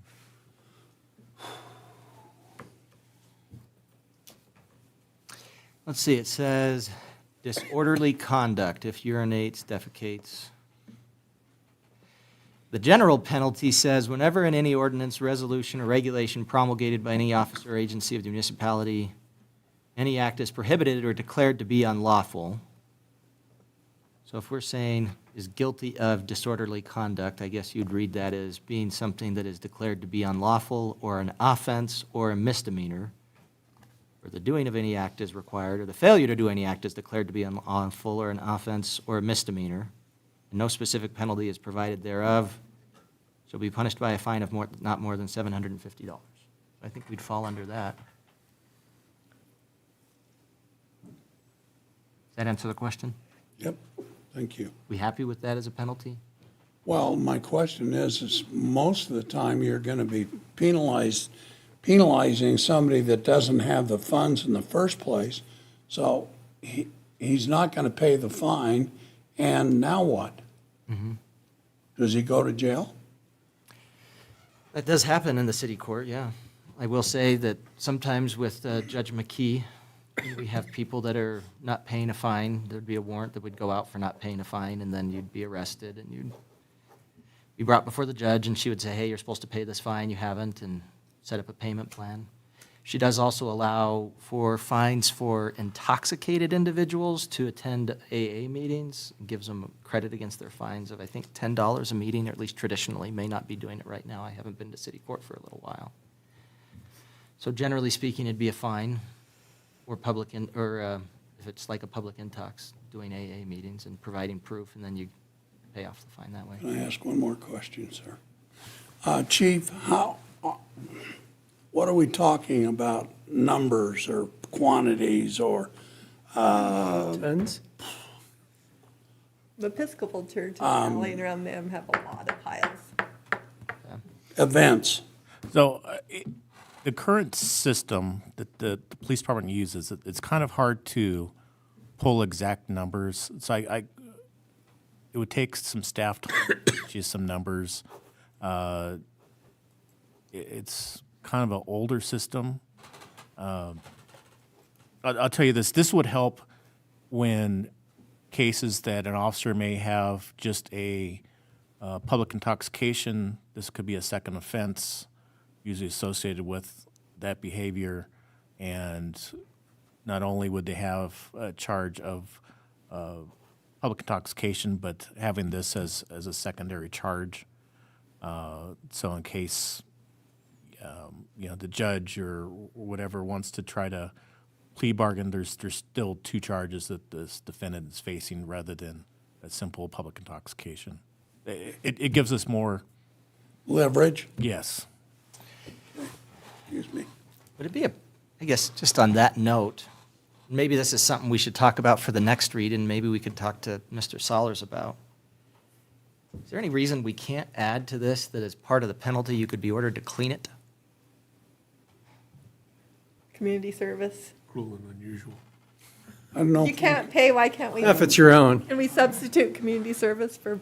I don't know if Voluntary? you can force community service. We talked about that, didn't we, Mike, a long time ago about commuting some of these fines to community service, and you cannot force people currently under the law to do community service.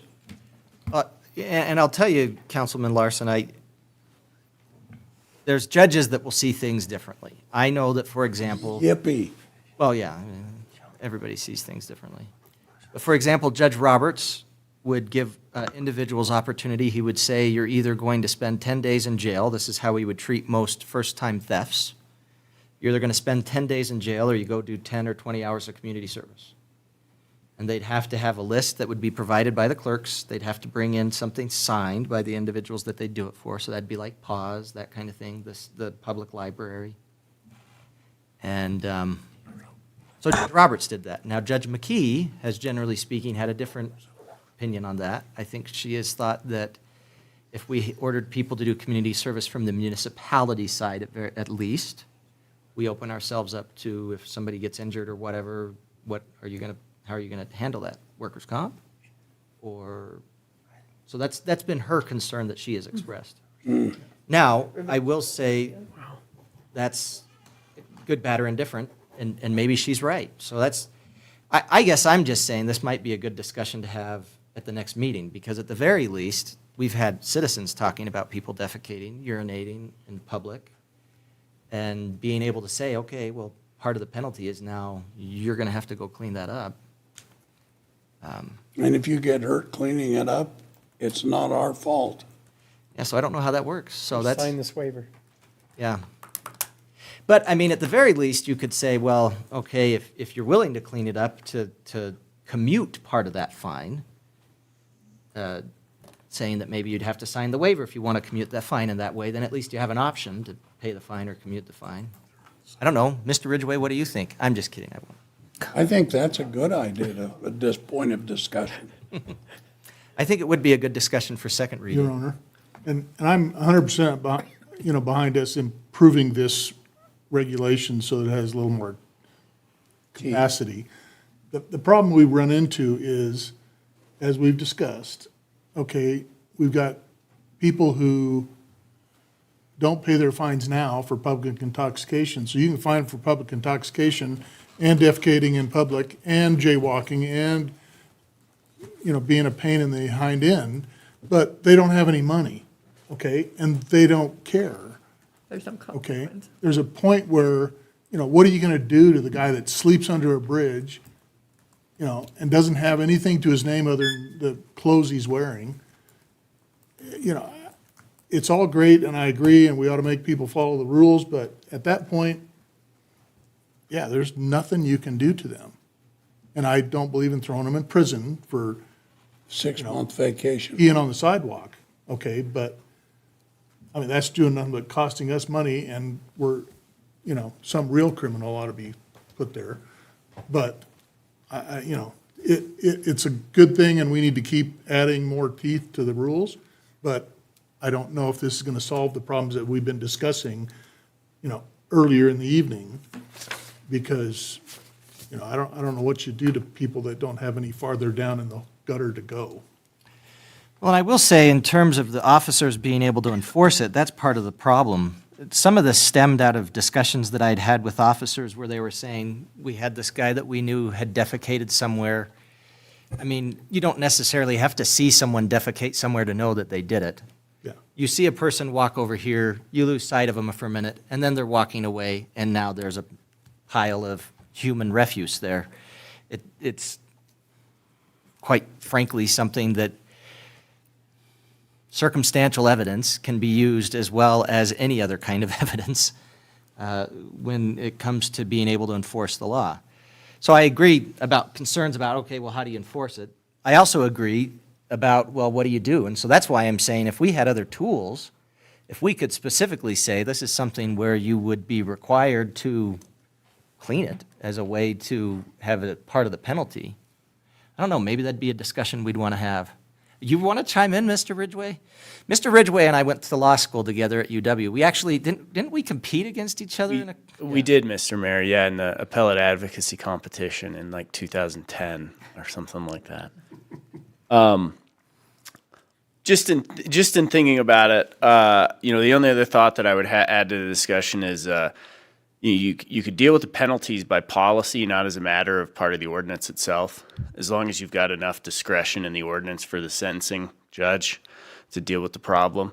You could get creative as a matter of policy. I think the city of Casper did that with their alcohol court program specifically, so it's not an ordinance per se, but it's a policy of this is how we handle DUIs, this is the process that they go through. That might be easier and provide you more flexibility than dealing with it specifically in ordinance, because there are a number of trades you could make with, kind of like what the mayor was talking about related to contract for service to pay off your fine, whether that's specifically picking up defecation or just other public services in general, being it cleaning graffiti or some of the other things that some of the citizens spoke about tonight. You could, have a policy that allows them to pay the fine off by performing public services to clean up a number of things.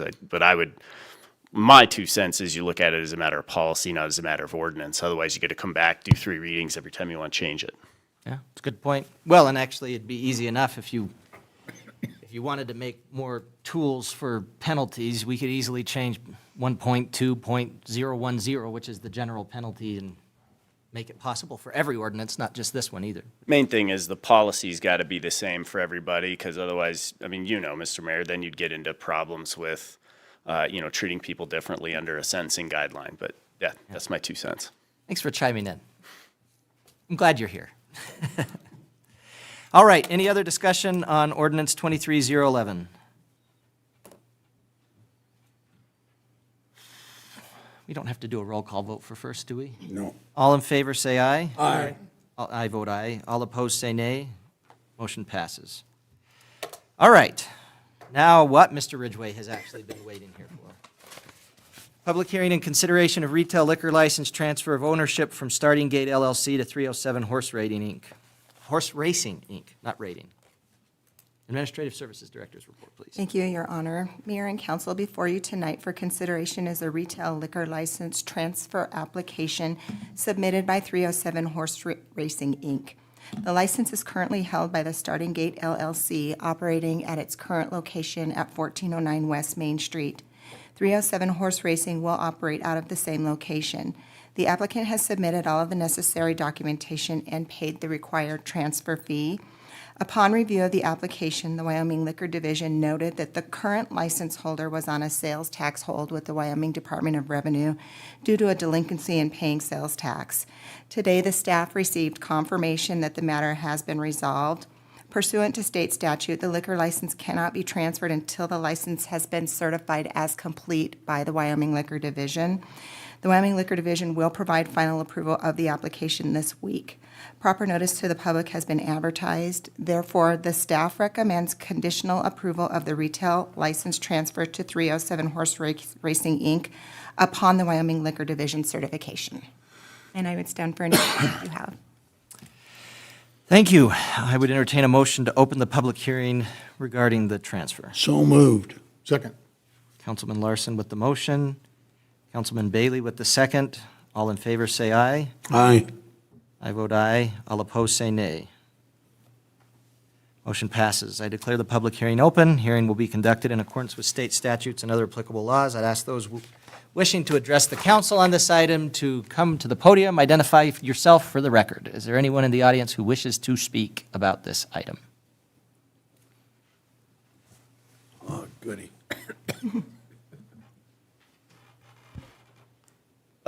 Good evening, council members. My name's Kyle Ridgway. I'm the Chief Operating Officer of 307 First, which is the parent company of 307 Horse Racing. We're an investment holding company in Wyoming that invests in Wyoming-owned businesses. We have a number of subsidiaries throughout Wyoming. We have a managed service provider for IT. We have an internet service provider in the southeastern part of the state, and we've invested in 307 Horse Racing. My background is I grew up in Casper. I was a practicing lawyer for about eight years and have been working with this company for the last 2 or 3 years as part of their succession plan, they reached a point where they could either fold the thing up, distribute all the assets, take all the money, or they could keep investing in Wyoming businesses for another 30 years. And they needed to find a younger group of people to continue to do that. So I took that opportunity and have enjoyed working with the team. 307 Horse Racing is a really interesting company. It's in the horse racing business. So we have a racetrack in Gillette, where we run 16 days of live races every summer in May and June. This last year, we did $1.5 million of purse money up there, and they had about 2,000 horses up there. It's a really successful event. And these facilities that we've opened across the state allow us to have the live horse racing events. And frankly, to compete with the other companies in Wyoming, our competitors, which are both Las Vegas-owned outfits. And we've tried to decide to offer a better product to the customer and keep the money in Wyoming, employ people here and reinvest here. You heard, our assistant manager down at the Derby Club here come and speak to you guys a little bit earlier today. Part of the reason we've ended up with this liquor license is we attempted a partnership with the Starting Gate originally to try to help drive traffic down there, and that partnership made more sense for us to just take over ownership of the entire facility so we could really handle things the way we want to handle it in all the communities that we're in. And so that's what we've done. We're working on a number of concepts to revive the restaurant or provide some other things in that extra space that we have where we don't have the games. Our business in Riverton does generate tax revenue. 1% of the total bet is split between Fremont County and the city of Riverton. This facility, we've had some difficulty in kind of going and getting people to have some awareness of what it is and where it is, partly because you're competing with the tribal casino, partly because just the nature of that location it's not super visible. So we're going to try to work on some signage and a couple of other things over the next few months, but we've only been open for a little bit.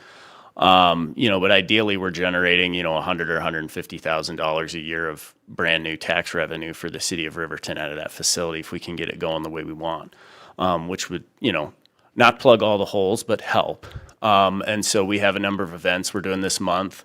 One of them is our 307 First event, where we're going to put one of the 307 First signs out in front of the building, have a big party for local businesses and local vendors. We're just going to try to do some things to drive more traffic down there so people have an awareness of it and what it is. And, we offer good paying jobs and a good, clean environment for people to game and eat and play. So that's our background, and, we're trying to take the liquor license over to be able to provide a unified experience to the customer in that facility. So I like to come and answer questions because there's usually questions about the historic horse racing business in and of itself. But anyway, we appreciate your time, and we're excited to be here in Riverton. And I think this is the maybe 13th or 14th city that I've been to. Just for liquor licenses or other parts of our business. So it's always interesting to watch the different drivers in each city. And that's part of the reasons, not just because I know Mayor Hancock, but just in general, I've seen a lot of different stuff. So I like coming and helping where we can issues. So, yeah. Thank you. Yes, sir. Are you guys still going to have machine-based gaming also, or is it just live horse races? It's machine-based gaming, both. So we offer simulcast, which lets you bet on the live races, and then there are what they called historic horse racing terminals. They look just like a slot machine, but the math operates entirely differently. It's based on historical horse race data. So the industry, a little bit of history on that is the live horse racing industry in the United States was basically the only legal form of wagering for a really long time. And that benefited a lot of these racetracks. And these racetracks in Kentucky and Arkansas and Virginia and California and everywhere else, that was the place you went if you wanted to gamble or have entertainment. Over time, there have been a number of other forms of wagering that have been legalized, skills games, sports wagering, what have you. You can do a lot on your phone now these days. Native gaming's another one. And so these racetracks started to go away. And the idea was they could take the data of all the historical horse races that have occurred over the last 50 years, put it in a math model in what looks like a slot machine. So, basically the way it works is the machine you might be playing on here is playing for the same pool of money that people are playing for in Gillette, in Casper, and Cheyenne, all the other places we have our locations. Those pools are unified because you're betting on the same de-identified historical horse races. Now, when you play them, you actually have to push a tab and go in and handicap them. If you don't, then you're just betting those morning lines of those races, whichever ones they were. And every time you spin, you can go back and see which ones you bet on. They tend to be more attractive for consumers because there's more ways to win. We don't set the take on it like a casino would. It's based on, the number of different ways you can win a horse wagering. So, the payouts are like 90 to 93% on these machines. Your average casino slots payouts 80% or something like that. And so the more of these that we've opened, the pools get more competitive, and it kind of creates a cycle upward because it makes the jackpots more attractive because everybody's playing against each other all over the state for the pools. And then they're just being redistributed. And then they're taxed pretty heavily, which helps local government, helps us put the live race meet on, subsidizes horse breeding. I think this year in the state of Wyoming, it'll be like $6 million that's available for subsidy for race horses to be bred here in the state. So it's created a pretty substantial economic impact in Wyoming for live racing, for these jobs. I think we went from 2 employees, the founder and one other person in 2021 to we'll probably cross 300 employees before the year's over this year. So it's been a pretty incredible business to be involved in. And then we get to be in all these different communities, and each one of our clubs has a little bit different vibe that fits the community. So it's a neat business. Thank you. Any other questions? Well, we've got them up here on the spot. Thank you, Mr. Ridgway. Thank you. All right. If there's anyone else to speak, if there's no one else, I'd entertain a motion to close the public hearing. So moved. Councilman Bailey with the motion, second with Councilwoman Cox, I guess. I almost got it out. Second. All in favor, say aye. Aye. I vote aye. All opposed, say nay. Motion passes. Chair would entertain a motion to conditionally approve retail liquor license transfer of ownership 307 Horse Racing, Inc. So moved. Second. Councilman Larson with the motion, Councilman Bailey with the second. Discussion, did you have something? Nope. I was just seconding. Okay, I see. I'm sorry. Discussion? I Councilwoman Cox? happened to be there on Friday, and it looks really nice inside, so well done.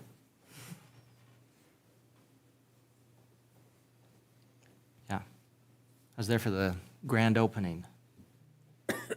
And it looks a lot different than it used to. I used to go there when it was a VFW club. And a lot different. Although they were having some problems with the power because it was so hot that day, and anytime that door came open, the AC would get overworked, and then the lights would turn off. And I hope they got that figured out. Good. Not that I was complaining. Yeah. It did give it an interesting atmosphere when the lights would turn off, though. It was unique. All right. All in favor, say aye. Aye. All opposed, say nay. I vote aye. Motion passes. Thank you. Gutter bin MOU, Public Works Director's report, please. Thank you, Your Honor. Tonight before you is an MOU between the Lower Wind River Conservation District and the city of Riverton to place gutter bins in 19 locations around the city. These gutter bins trap contaminants before they actually enter the storm sewer and ultimately into the waterways. And our hope is obviously this pilot basically will see if it's also provides us an easier, more efficient way of maintaining our storm systems. Kathy Rosenthal is here tonight. We have a PowerPoint if you'd like to watch it, or if the crew's too sleepy, we can bypass that. It's up to you. We can buy. Go for it. Always up for entertainment. Let me invite Kathy up. How many slides? Work together. 8. Good. We're great. And we're not anywhere near the record yet, so we're good. Wasn't that long ago. You waited this long, Kathy, I guess. Yeah, I didn't want to make her go home without Dog and pony show. Midnight meeting? You're 15 minutes from Your Honor, while they're doing that, I think I'll just mention that we really appreciate Kathy and the Conservation District. This is something that she's initiated. She sought us out as a partner, put a lot of work into it, and we really appreciate the fact that she's stayed through the evening for this part as well, and it's been months of work, so really appreciate what Ms. Rosenthal has done for the city on this. Didn't you start this like a year ago? Yeah. When- Come on, what are you doing here? Well, I get a chance to see the Rosenthal family every once in a while at events, and it's a good family.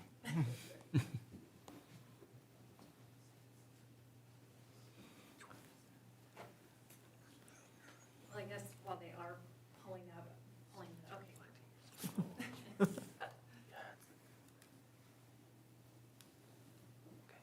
There we go. I'll let you Okay. explain. Okay, I all can right. run the button for you, though. All right, Mayor and Council, thank you again for having me this evening. And I'd like to also introduce Braxton Stevens, our Conservation Programs Coordinator for the district. So yeah, we'll be brief since it is late and we don't have too much to go through anyway. Do you know why it might be shifted a little bit? But I guess just as a quick background, as Kyle mentioned, back last fall, I reached out to Kyle and mentioned, here,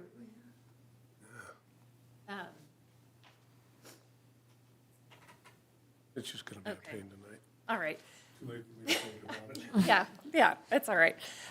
So yeah, in the fall of 2022, I reached out to Kyle Butterfield to discuss the potential of using Frog Creek Partners out of Casper on a gutter bins project for here in Riverton. And it's part of our mission as the Conservation District is to provide technical assistance on natural resources involving soil erosion, and protecting water quality and quantity. And I was familiar with these gutter bins in other communities across the state, in Cheyenne as well as Sheridan, as well as Frog Creek Partners and what they had been doing. And it's a really neat contraption that catches, as Brian alluded to, it catches sediments, pollutants before entering our waterways. And as you all are aware, Boysen Reservoir is experiencing a lot of public attention right now with harmful cyanobacteria. Just kind of trying to see what we can do here to help in any reduction of pollutants entering our waterways. This is a really good urban project that has been done throughout Wyoming as well as other parts of the country. Denver Zoo has these gutter bins throughout the zoo, and other places in Colorado, and I think Brian mentioned several other places around the country that have these. So I reached out after our initial meeting with Kyle, which he thought, this sounds like a neat idea. I reached out to Brian Durlow with Frog Creek Partners and kind of started this idea. And then in the spring of 2023, after we got through the winter, I visited with Brian Eggleston, and we brought everybody kind of together to kind of discuss initiating the project. So that's just kind of the design of it. We don't have to go through the whole mechanics of it, but just in the gist of it, the gutter bin removes trash, microplastics, sediment, hydrocarbons, heavy metals, tire treads, cigarette butts. And I'll tell you here, we'll show here in a minute how much these actually capture and filtrate out. So after we kind of had this meeting initially about what this project might look like, they said, yeah, maybe the Public Works Department and the city engineer determine locations around Riverton where sediment, trash, and other pollutants build up and are transported the most. The Public Works Department and the Conservation District went to these locations, measured and collected information, and provided those back to Frog Creek Partners for a quote. And then based on those measurements, they provided a quote back to us, and we talked about what we had in our budget to help with these, and we determined that we could fund about 19 of these around Riverton. And then, so that was our part. The district has set aside money in our budget to help fund the gutter bins for kind of a phase one, if it works out well. And then the contribution from the city would be to clean the gutter bins and to use the vacuum truck cleaning method. And, with the equipment that the city already has in place, this isn't a huge ask or additional method to have to, take on, and doesn't really even require any more funding, we hope, at this point. It's just kind of, the manpower from the city and the financial contribution from the Conservation District. This is just a quick slide, lots of details, but the main thing is that number that's highlighted in the red circle. This was just a project from Sheridan. And this just shows the pounds of pollution that prevented from entering the Goose Creek watershed with the use of these Mundus bags and the gutter bins.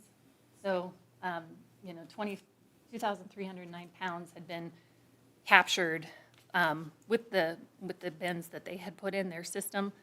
I don't know exactly how many they had, but just I wanted to highlight that these do work.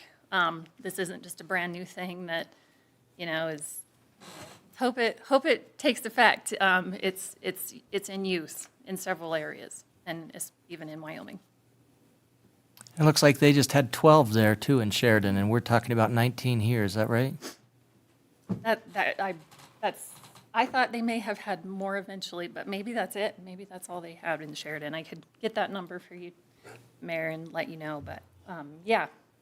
So if this MOU is approved, then we can move forward with Frog Creek Partners to get these 19 bins and emblems. We also have talked to them about making some emblems next to the gutter bins that, show what that these are kind of these retrofitted gutter systems. And then once made, Frog Creek Partners will set a time in the fall with the Public Works Department and the district to come install the gutter bins. They're being made out of Gillette, and if successful and they work, we'll continue to work with community partners to potentially develop a phase 2 for more gutter bins if needed, which we hope to kind of be throughout this process. So that's kind of the gist of it very quickly. But yeah, if you have any question, I'd be happy to answer. Your Honor, how often do they have to be cleaned out? Or how do you determine? They have to be clean. We'd have to clean them, do a really good job of cleaning them at least annually. But our teams are going right now after every storm and clearing the inlets, the catch basins of debris now. Hopefully, with these devices installed, the guys, instead of having to jet them out, can just pull the bag out, dump it in the truck, put it back in, and they're done. Mr. Your Bailey. Honor. So in your estimation, would we probably not spend a whole lot more labor than we are now, just cleaning the filter bags, than we do cleaning the actual gutter, I hope we're looking at less labor. Yeah, good. Awesome. Any other questions? What do these cost per item? I guess, So, I'm just curious. They're about $1,500 a piece.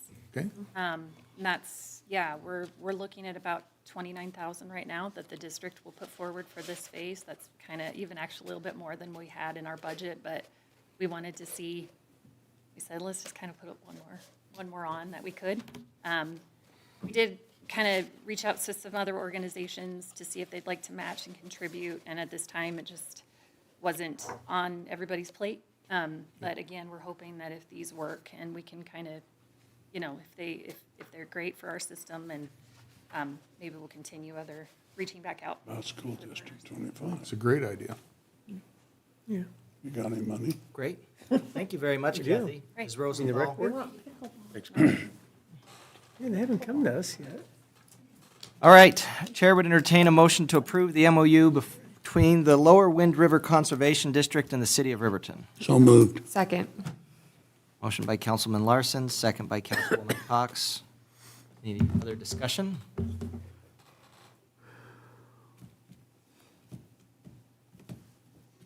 Great. All in favor, say aye. Aye.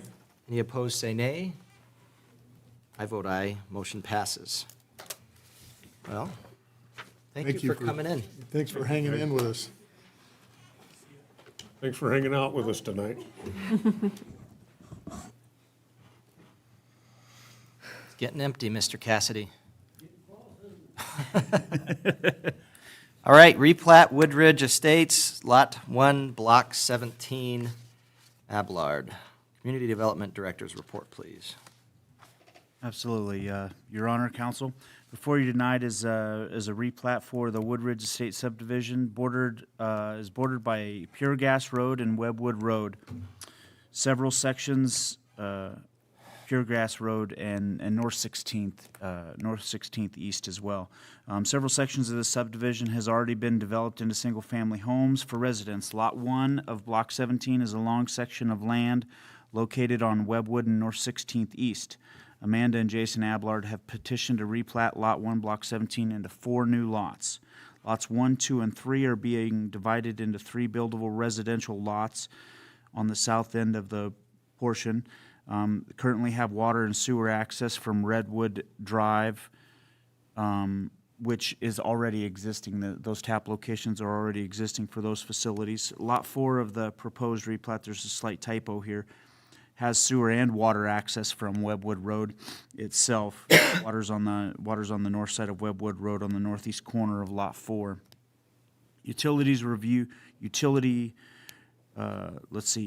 Discussions with the petitioner are ongoing regarding the utility access of Lot 4, and the portion of that which is just being discussed is Lot 4 is looking at being further developed in the same manner in which this is, and we're starting to work with a phased plan for the utilities for Lot 4 in the future as to how the water and sewer main are going to get extended up for the duration of Lot 16, or for the duration of 16th East, and where the public utilities, telephone, communications, and gas and power are going to be located on those lots. We're working on that phased plan for the future right now.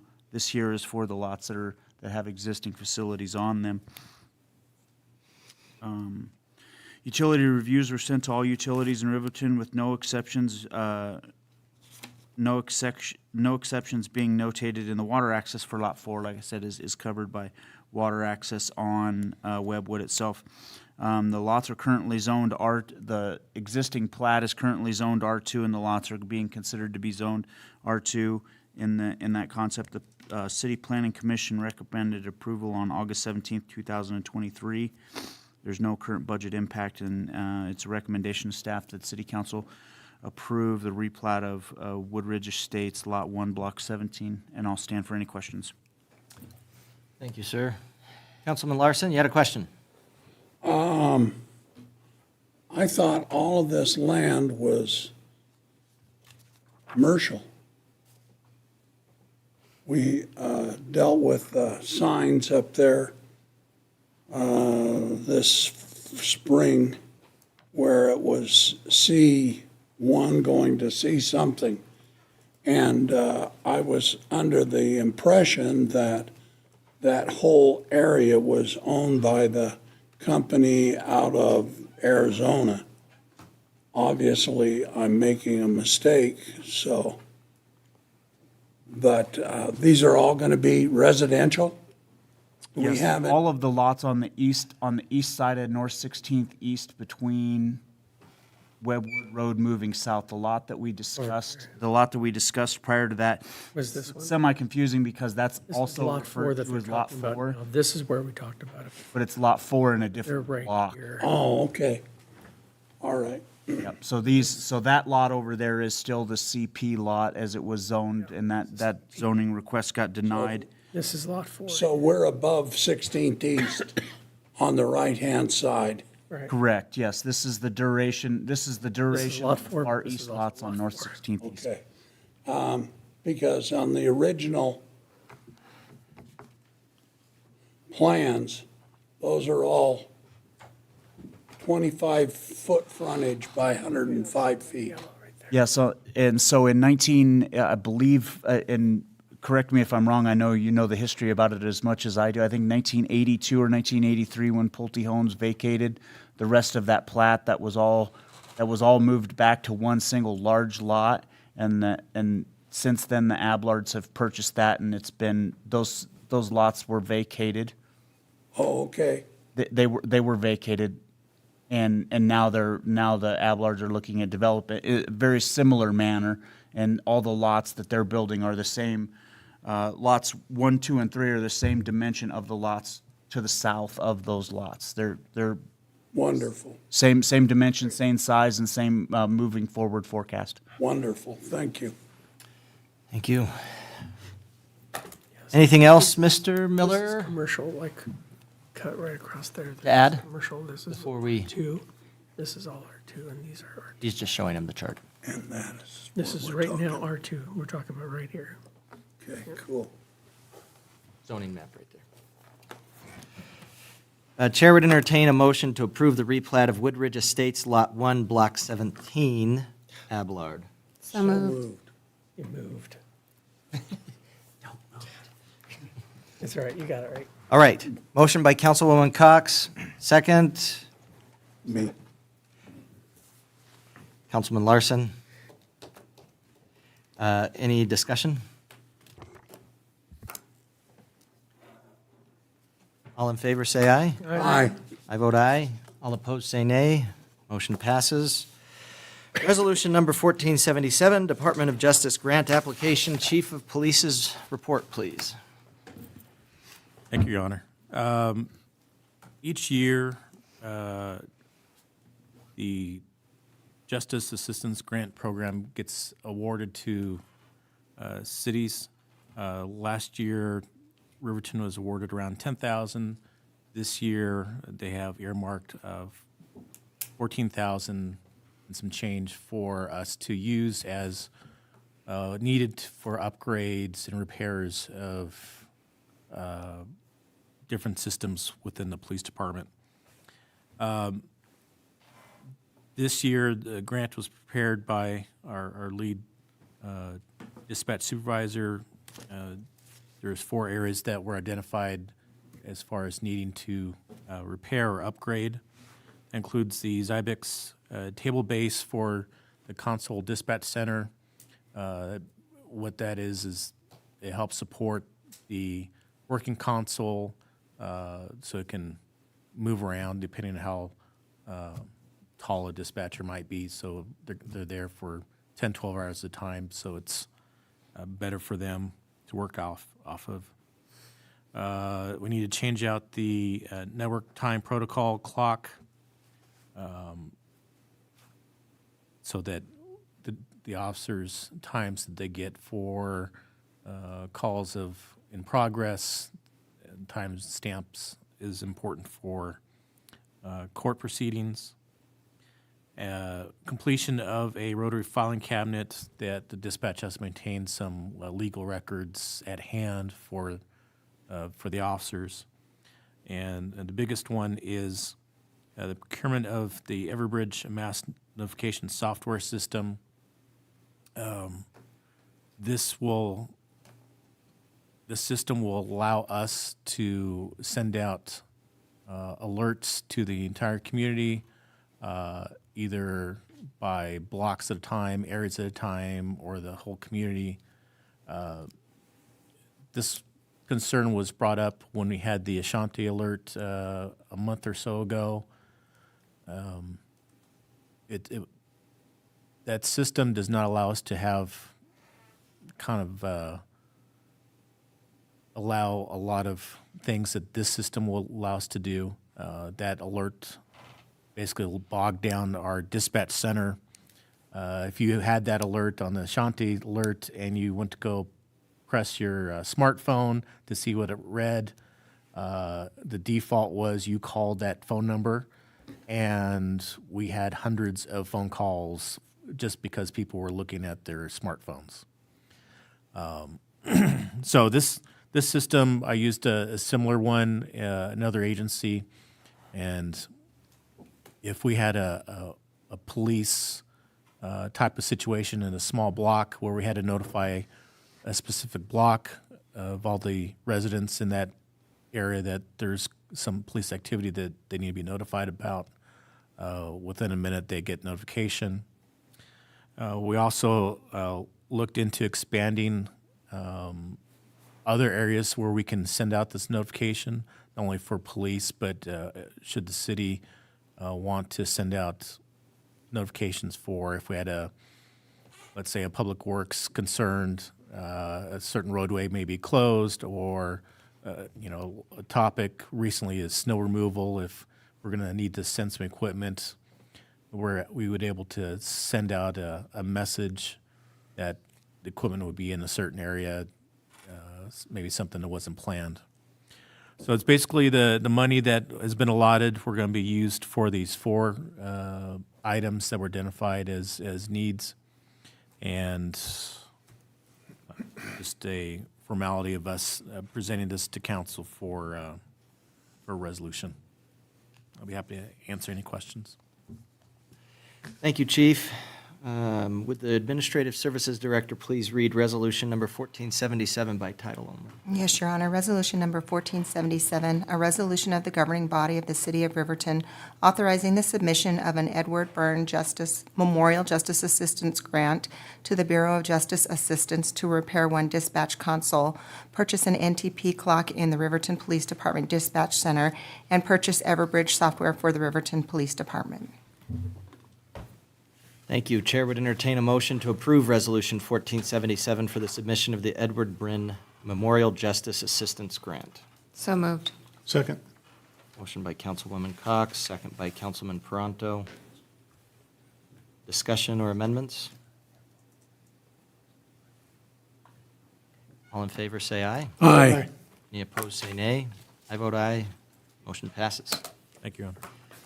Council committee reports and council members roundtable. Councilwoman Salisbury, why don't you start us off tonight, please, and we'll just go around this way. Well, I'll be quick. I didn't attend any committees since the last meeting. Thank you. Councilman Larson? The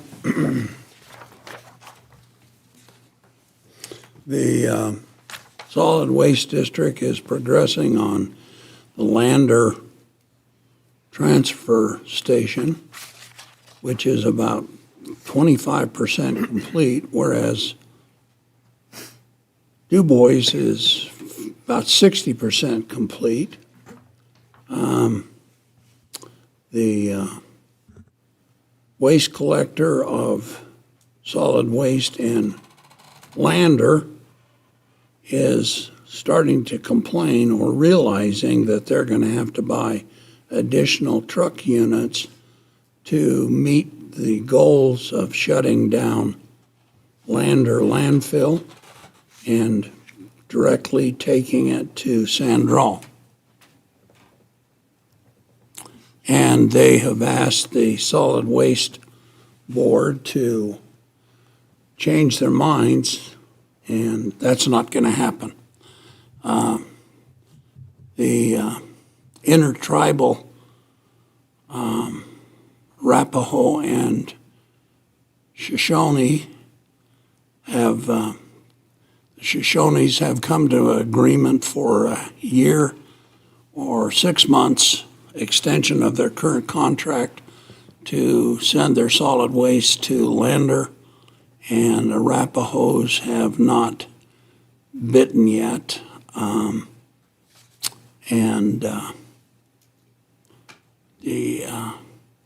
That's all I have to report. Thank you. Oh, one last thing. Okay. There will be an increase on tires. And I was discussing that with Councilman Bailey, since he has a interest in tires. And it's roughly about $8 a tire if you take a tire to the landfill. And Mr. Bailey assured me that he takes lots of tires to the landfill and asked me if they were using a shredder. And they will be using a shredder about in November, but it will not be the normal shredder that takes and to fines. It's just going to be in pieces so that the tire doesn't rise when you bury a tire, it, no matter what you do, it can't be anchored. It just moves up. So they will cut it into pieces and then bury those pieces, which will stay in the landfill. But it's going to be about $280 a ton for tires. So when you change your tires, let the people charge you for it, because it's cheaper for them than it will be for you to do it. They are professionals. Good to know. I just wait till Mike's closed and leave him on his front door. Don't. I know where he lives. Councilman Pronto? Couple of things. When you opened the meeting tonight, you're talking about our budget and the work that goes into that. And I think it's important that we re-invite or continually invite the public to come and be present during our budget meetings and discussions, because understanding how the budget works and the allocation of funds and the different silos that monies live in and how those are expended is a really important piece of government that unless you've really had the exposure, you don't necessarily understand how that works. Sometimes people think that, well, we shouldn't be buying this truck or that truck, and instead we should be using those resources in other ways. But the reality is it doesn't really work that way. By law, it doesn't work that way. So it's important for people to come and be present. I think it's also fair to say that all of us support our police and we want our city to succeed and be safe. And as a business owner in town and having spent the last 30 years here and raised my family here, I think we all work in good faith to do everything possible for our community, and we want to see it succeed. So I appreciate all the public comment, and I want to say that I know that we all take it to heart and personally and work hard to support our community. Also, on the 18th of August, seems like a really long time ago since we haven't had a meeting since then. It was kind of a funny 5-week August. It just threw me for a loop. But back on the 18th of August, I attended the Riverton Airport Board meeting. A lot of things were talked about, but one of the key pieces is the Riverton fly-in that's going to happen this coming Saturday, starting at 7 until 2 up at the airport. I'd like to encourage the community to come up and see everything that's happening up there. And I'm sure we'll hear a little bit more about some of the statistics and so forth from our other city staff. But just wanted to mention that and make sure everybody comes up and sees all the activity at the airport. Thank you. Thank you. Councilman Bailey? Thank you. Again, it's been a long hiatus between meetings, but I did attend the Forest Committee meeting. Again, there's quite a few projects going on in town. They're obviously working on Davis Lane, got a lot of work there, major work there. Then they're also out doing a lot of sealing of existing roadways in different levels of preparation that they do for that. But you'll see a lot of nice, pretty blacktop on some of the streets in town. And so again, we're doing our best to spend the taxpayers' money frugally and try to get as many streets and keep the streets up as much as we can. I think it's very important for the taxpayers to understand that the city of Riverton does not get hardly any money for street repairs. And if it wasn't for the Forest Committee 1 cent tax that we have, we would be spending at least $2 to $2.5 million less per year on repairing and keeping our streets up and in good working order. So I think that money's been very well put to good use, and the committee does a good job. They're starting the process of looking forward to next year, which means we're going to look at all of the projects that we get input on, try to, rate those and put them in order of importance and figure out what projects we'll be working on next year. So if anybody in the public has anything that they think ought to be worked on, now's the time to get that information to the Force Committee so that they can put it on the list and hopefully get it prioritized appropriately. Needless to say, there's more streets that need fixed than we have money for. Just Airport Road alone, if we went from the bottom of the hill to the airport, we're talking somewhere in the tune of $12 or $13 million, okay?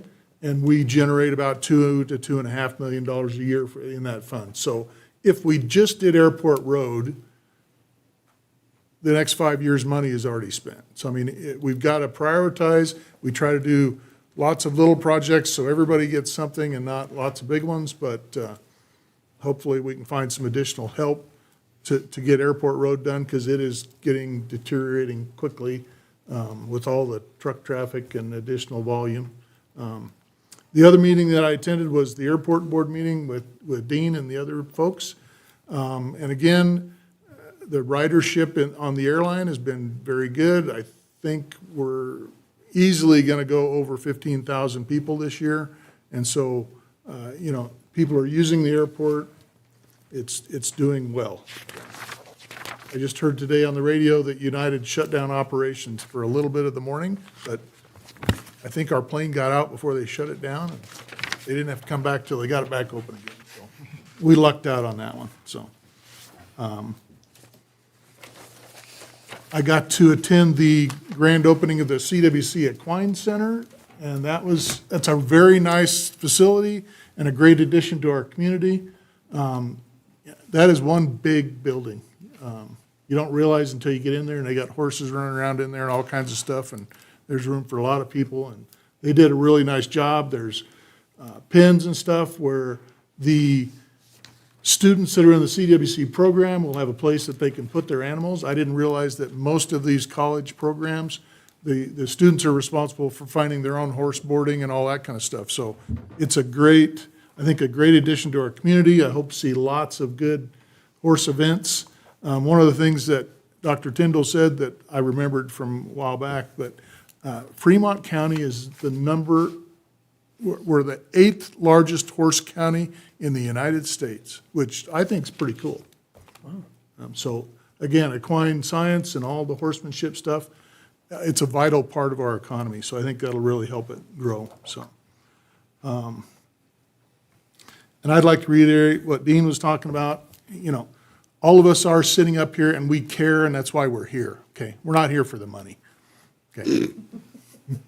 I didn't realize we even got paid when I first signed up for city council, but we do this and we do care, and we sit in these meetings at least twice a month, usually 3 times, and we do our absolute best to spend the public's money wisely, take care of the city employees, get all of the things that we're responsible for done in the best way that we possibly can, okay?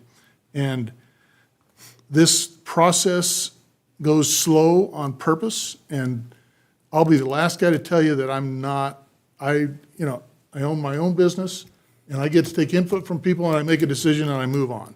Well, in the public environment, we don't get to do that, okay? Nobody gets to be king for the day. Nobody gets to just say, okay, Tim Hancock said we're going to spend the money on this. Well, it doesn't happen that way, okay? We have a process we have to go through. It's done on purpose. It's done so that the public has plenty of opportunities for input and to come and to talk and to tell us what they think, and we do the best we can do to take those comments into our decision-making. The decisions are never very easy, okay? I've been through many budget processes with the city of Riverton. I've been on council right around 9 years now. I haven't made every budget meeting, but I've done my best. But there's never easy decisions. We always have to cut back on a police car that we wanted to buy.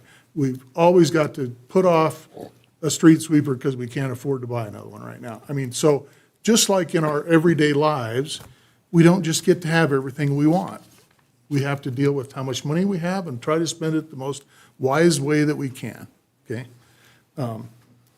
Jim, I really appreciate your letter. I know I didn't respond back to you, but it was very thorough, and I think you put a lot of good thought and process into that, and I think we all did take that into account when we were all talking about this. And unfortunately, we aren't able to give everybody everything that they want, but we got to work on it. I think we made a good step forward. The problem we have, of course, is we have dump truck drivers, and we have road grader operators, and we have water people, and we have sewer people, and guess what? They all need more money, every one of them, okay? And we want to pay our employees the best that we absolutely can, but we don't have all the money in the world. And I've had to travel a fair amount, driving and listening to XM radio sometimes, and local stations other times. But there is not a day goes by that I'm not driving that you don't hear about a national police officer shortage, okay? So Riverton is not alone in this issue, okay? There's a national truck driver shortage, there's a national police officer shortage, there's pilot shortages. The airlines can't find enough people to staff the amount of trips that they have to make. They have to cut back. So, I mean, we're all fighting this battle. I can't find enough convenience store employees. You know, I mean, it just name an industry and everybody's looking for more employees, okay? And the only way we can steal, you know, one from the other is you got to try to pay more or have a better place to work or something. And so we all have to just do the best job that we can in creating an environment that people want to work in, okay? And so I hope the public understands that we do the best that we can. We try to follow the rules to the best of our ability. We're not perfect, but we have to make our employment and legal and all those decisions in an executive session, okay? We can't do it here, okay? You can stand at the dais and talk to us and you can say anything you want to say, okay? We can't do that. We have to keep those things confidential because they're employment related. So we are listening and we are doing the best that we can do, so. And get out there and cut your weeds. This year, the weeds are ahead. There you go. Actually, a really good point, too. But, yeah, I think it just takes everybody doing their part, cleaning up their yard, cleaning up their business, maybe helping out somebody next to you. You know, nobody can do it all by themselves. I think if you poop and get caught in public, you need to go out and kill weeds. I think, you know, for the $380,000 that we could do a street sweeper, just think how many brooms and pink underwear we could buy. Councilwoman Cox? Wow. I mean, that's a tough act to follow. Thanks, Mike. Since our last meeting, which I almost came last Tuesday but someone mentioned at the meeting I was at earlier in the day that it was the 5th Tuesday, so I could change my whole Tuesday evening. I have attended the senior endowment meeting last week with Ms. Harris, and nothing major to report there. We're still chipping away at leaks and creeks slowly because they can't get any bids. But, so everything's running smoothly for now. The rec board meeting was supposed to be last night, but was rescheduled because of the holiday, so we will be meeting next Monday at 7 o'clock. I missed the EDGE meeting in between the last meeting, and I can't remember why, but the new round of applications is open for the month of September, and so you can get those submitted for the 1/2 cent economic development. And other than that, I have nothing. Thank you. Mr. Butterfield?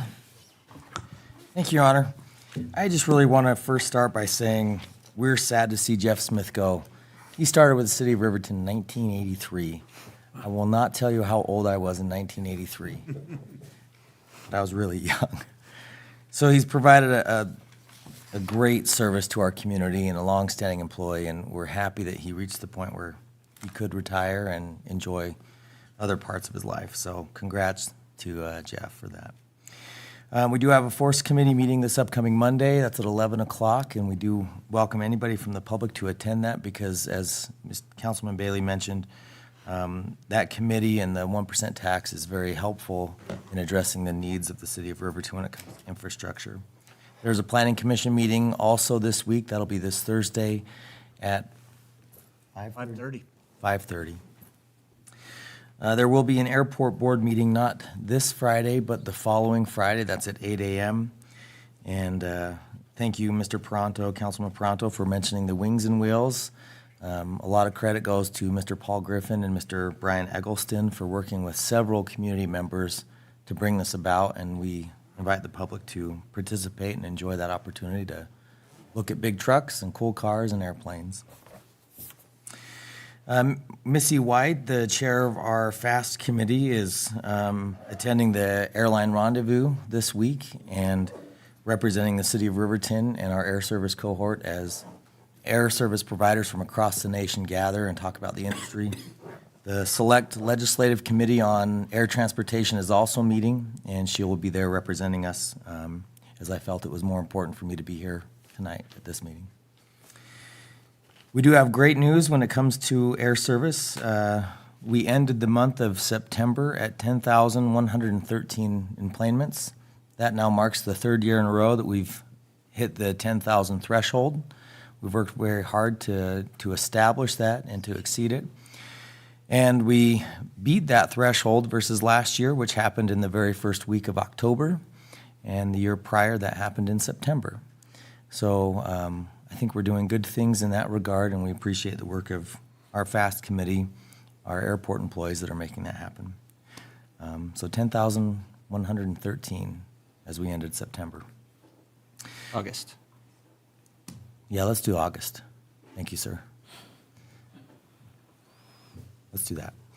And, Your Honor, if I may, a lot of comments were made today, and we do appreciate that. And there were some percentages provided, and I think that just for the public record, I'd like to address that. When it comes to the compensation scale changes that were put into place, proposed, and received consensus for, the dispatch position received a compensation change, and these numbers were also related in the press release that was issued a week and a half to 2 weeks ago. From the existing pay grade, which includes 10 steps, to the new pay grade, which again includes 10 steps, the average increase for dispatchers was 6%, and the average of the monetary change across all 10 of those steps was $2,818. For patrol officers, 3 new classifications were created, Patrol Officer 1, Patrol Officer 2, and Patrol Officer 3. Previously, there only existed 1 grade for officers. When we look at the change from the existing grade with, again, 10 steps to Patrol Officer 1, the percent increase average across all those steps was 5%. The monetary average across all 10 steps was $2,354. So that's moving to a Patrol Officer 1. And again, that correlates to the state statute and the post-certification for a basic patrol officer. When we look at the newly created Patrol Officer 2, from the previous patrol officer grade to the new patrol officer 2 grade, the percent change was 8% at an average across all 10 steps, and the average monetary change was $3,949. Moving from the patrol officer that was in place to the newly created Patrol Officer 3 grade, the average increase was 11%.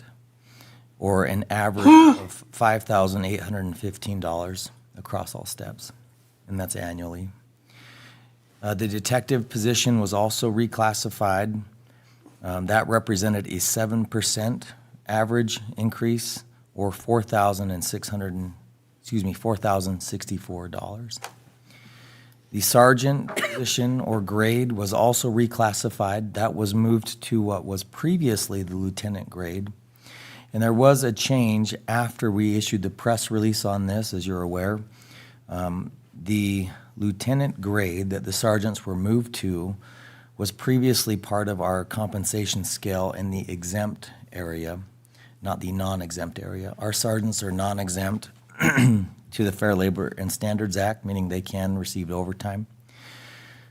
What was communicated previously was a 4% increase, or $2,543, What was implemented was a 7% average increase, or $4,600 for the sergeants. So I thought I'd just put that out there for the public record, especially as percentages were thrown out during public comment, and I felt that it was appropriate to address. Thank you, Your Honor. Thank you. They had additional bonus retentions as well, correct? Your Go Honor, ahead. Councilwoman, yes, the patrol officers were offered a $7,000 retention bonus, and we are going to implement that this week. And we've worked with each of the patrol officers, and they have already signed the necessary paperwork for that retention bonus, and we're excited to offer that to them and keep them. That's the whole goal. We want our team to stay here and keep working. We have a great team. And we're having success in bringing new team members in because we do have vacancies, and we understand that that creates a problem. I'm very proud of Chief Hurtado for the work he's doing. We thought we were previously visible on Indeed, and it turns out we weren't. So what he did was he immediately created an Indeed account and got us out there. We've boosted the advertisements.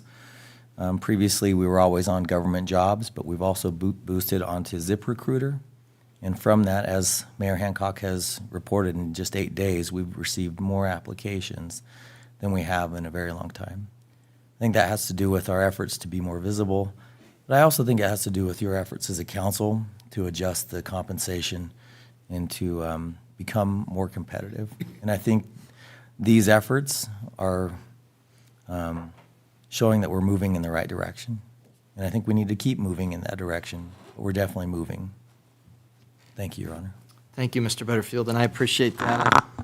If you weren't going to address the percentage, I guess, misrepresentation, I wanted to. So I appreciate you bringing that up. With our budget in July, we already did an across-the-board increase for 5% for everybody that worked for the city of Riverton. On top of that, we did a step increase, which on average is about 2.5%. That included the police officers. Add to that average of 5% for the very bottom makes it sound bad, patrol officer 1. Entry level. Entry level, thank you. That's a better word. You put that 5 average percent plus 5%, and you're at 12.5% that we did as an increase for patrol officer 1 this year. For patrol officer 2, average 15.5% this year. Patrol officer 3, 18.5% average this year. Detectives, 14.5% average this year. Sergeants, 14.5% average this year. On top of a retention bonus for our patrol officers. Anybody that sits there and says with a straight face that we're not doing what we can for our officers, you're either not looking at the numbers or you're trying to create misinformation, because we are putting our money where our mouth is. We have a budget that we have to keep to every year. This is an issue that we had to address, and we had to do it on the fly. I had said to Ms. Johnson, Mr. Butterfield, although he has been vilified by people in the community, has put a lot of work into this. He stays here for hours. It is not just magical that we're able to get these increases figured out. Ms. Harris does the same. We have been dealing with a shortage all across the city. We are hiring in a lot of positions. And to have some of our people that are putting in a lot of work be told that they're not doing anything right or that they should just quit their positions is doing them a disservice. We have great people who work for the city of Riverton. They are dedicated, and they do things every day for our community. And they don't get recognized for it, and half the time they're told that they're not doing enough or that they're not doing it right. So I just want to go on record and say that's what's going on with the city. We have people spending hours trying to solve our problems. And I had already noted that the other departments are in a similar situation. Mr. Eggleston has been operating without a fleet supervisor for quite some time. which has put a lot of stress on Mr. Adcock, which has put a lot of stress on the others in the Public Works Department. Mr. Hurtado, Chief Hurtado, is coming into a new department with a lot of morale issues that he was not responsible for. And he's having to try to figure them out, as well as learning what it means to live in Wyoming as opposed to Alaska. The first couple of weeks here, he made a lot of jokes about pot. And I had to remind him, pot's legal in Alaska. It's not in Wyoming. There's been fewer pot jokes. But arrests are back up. Yes.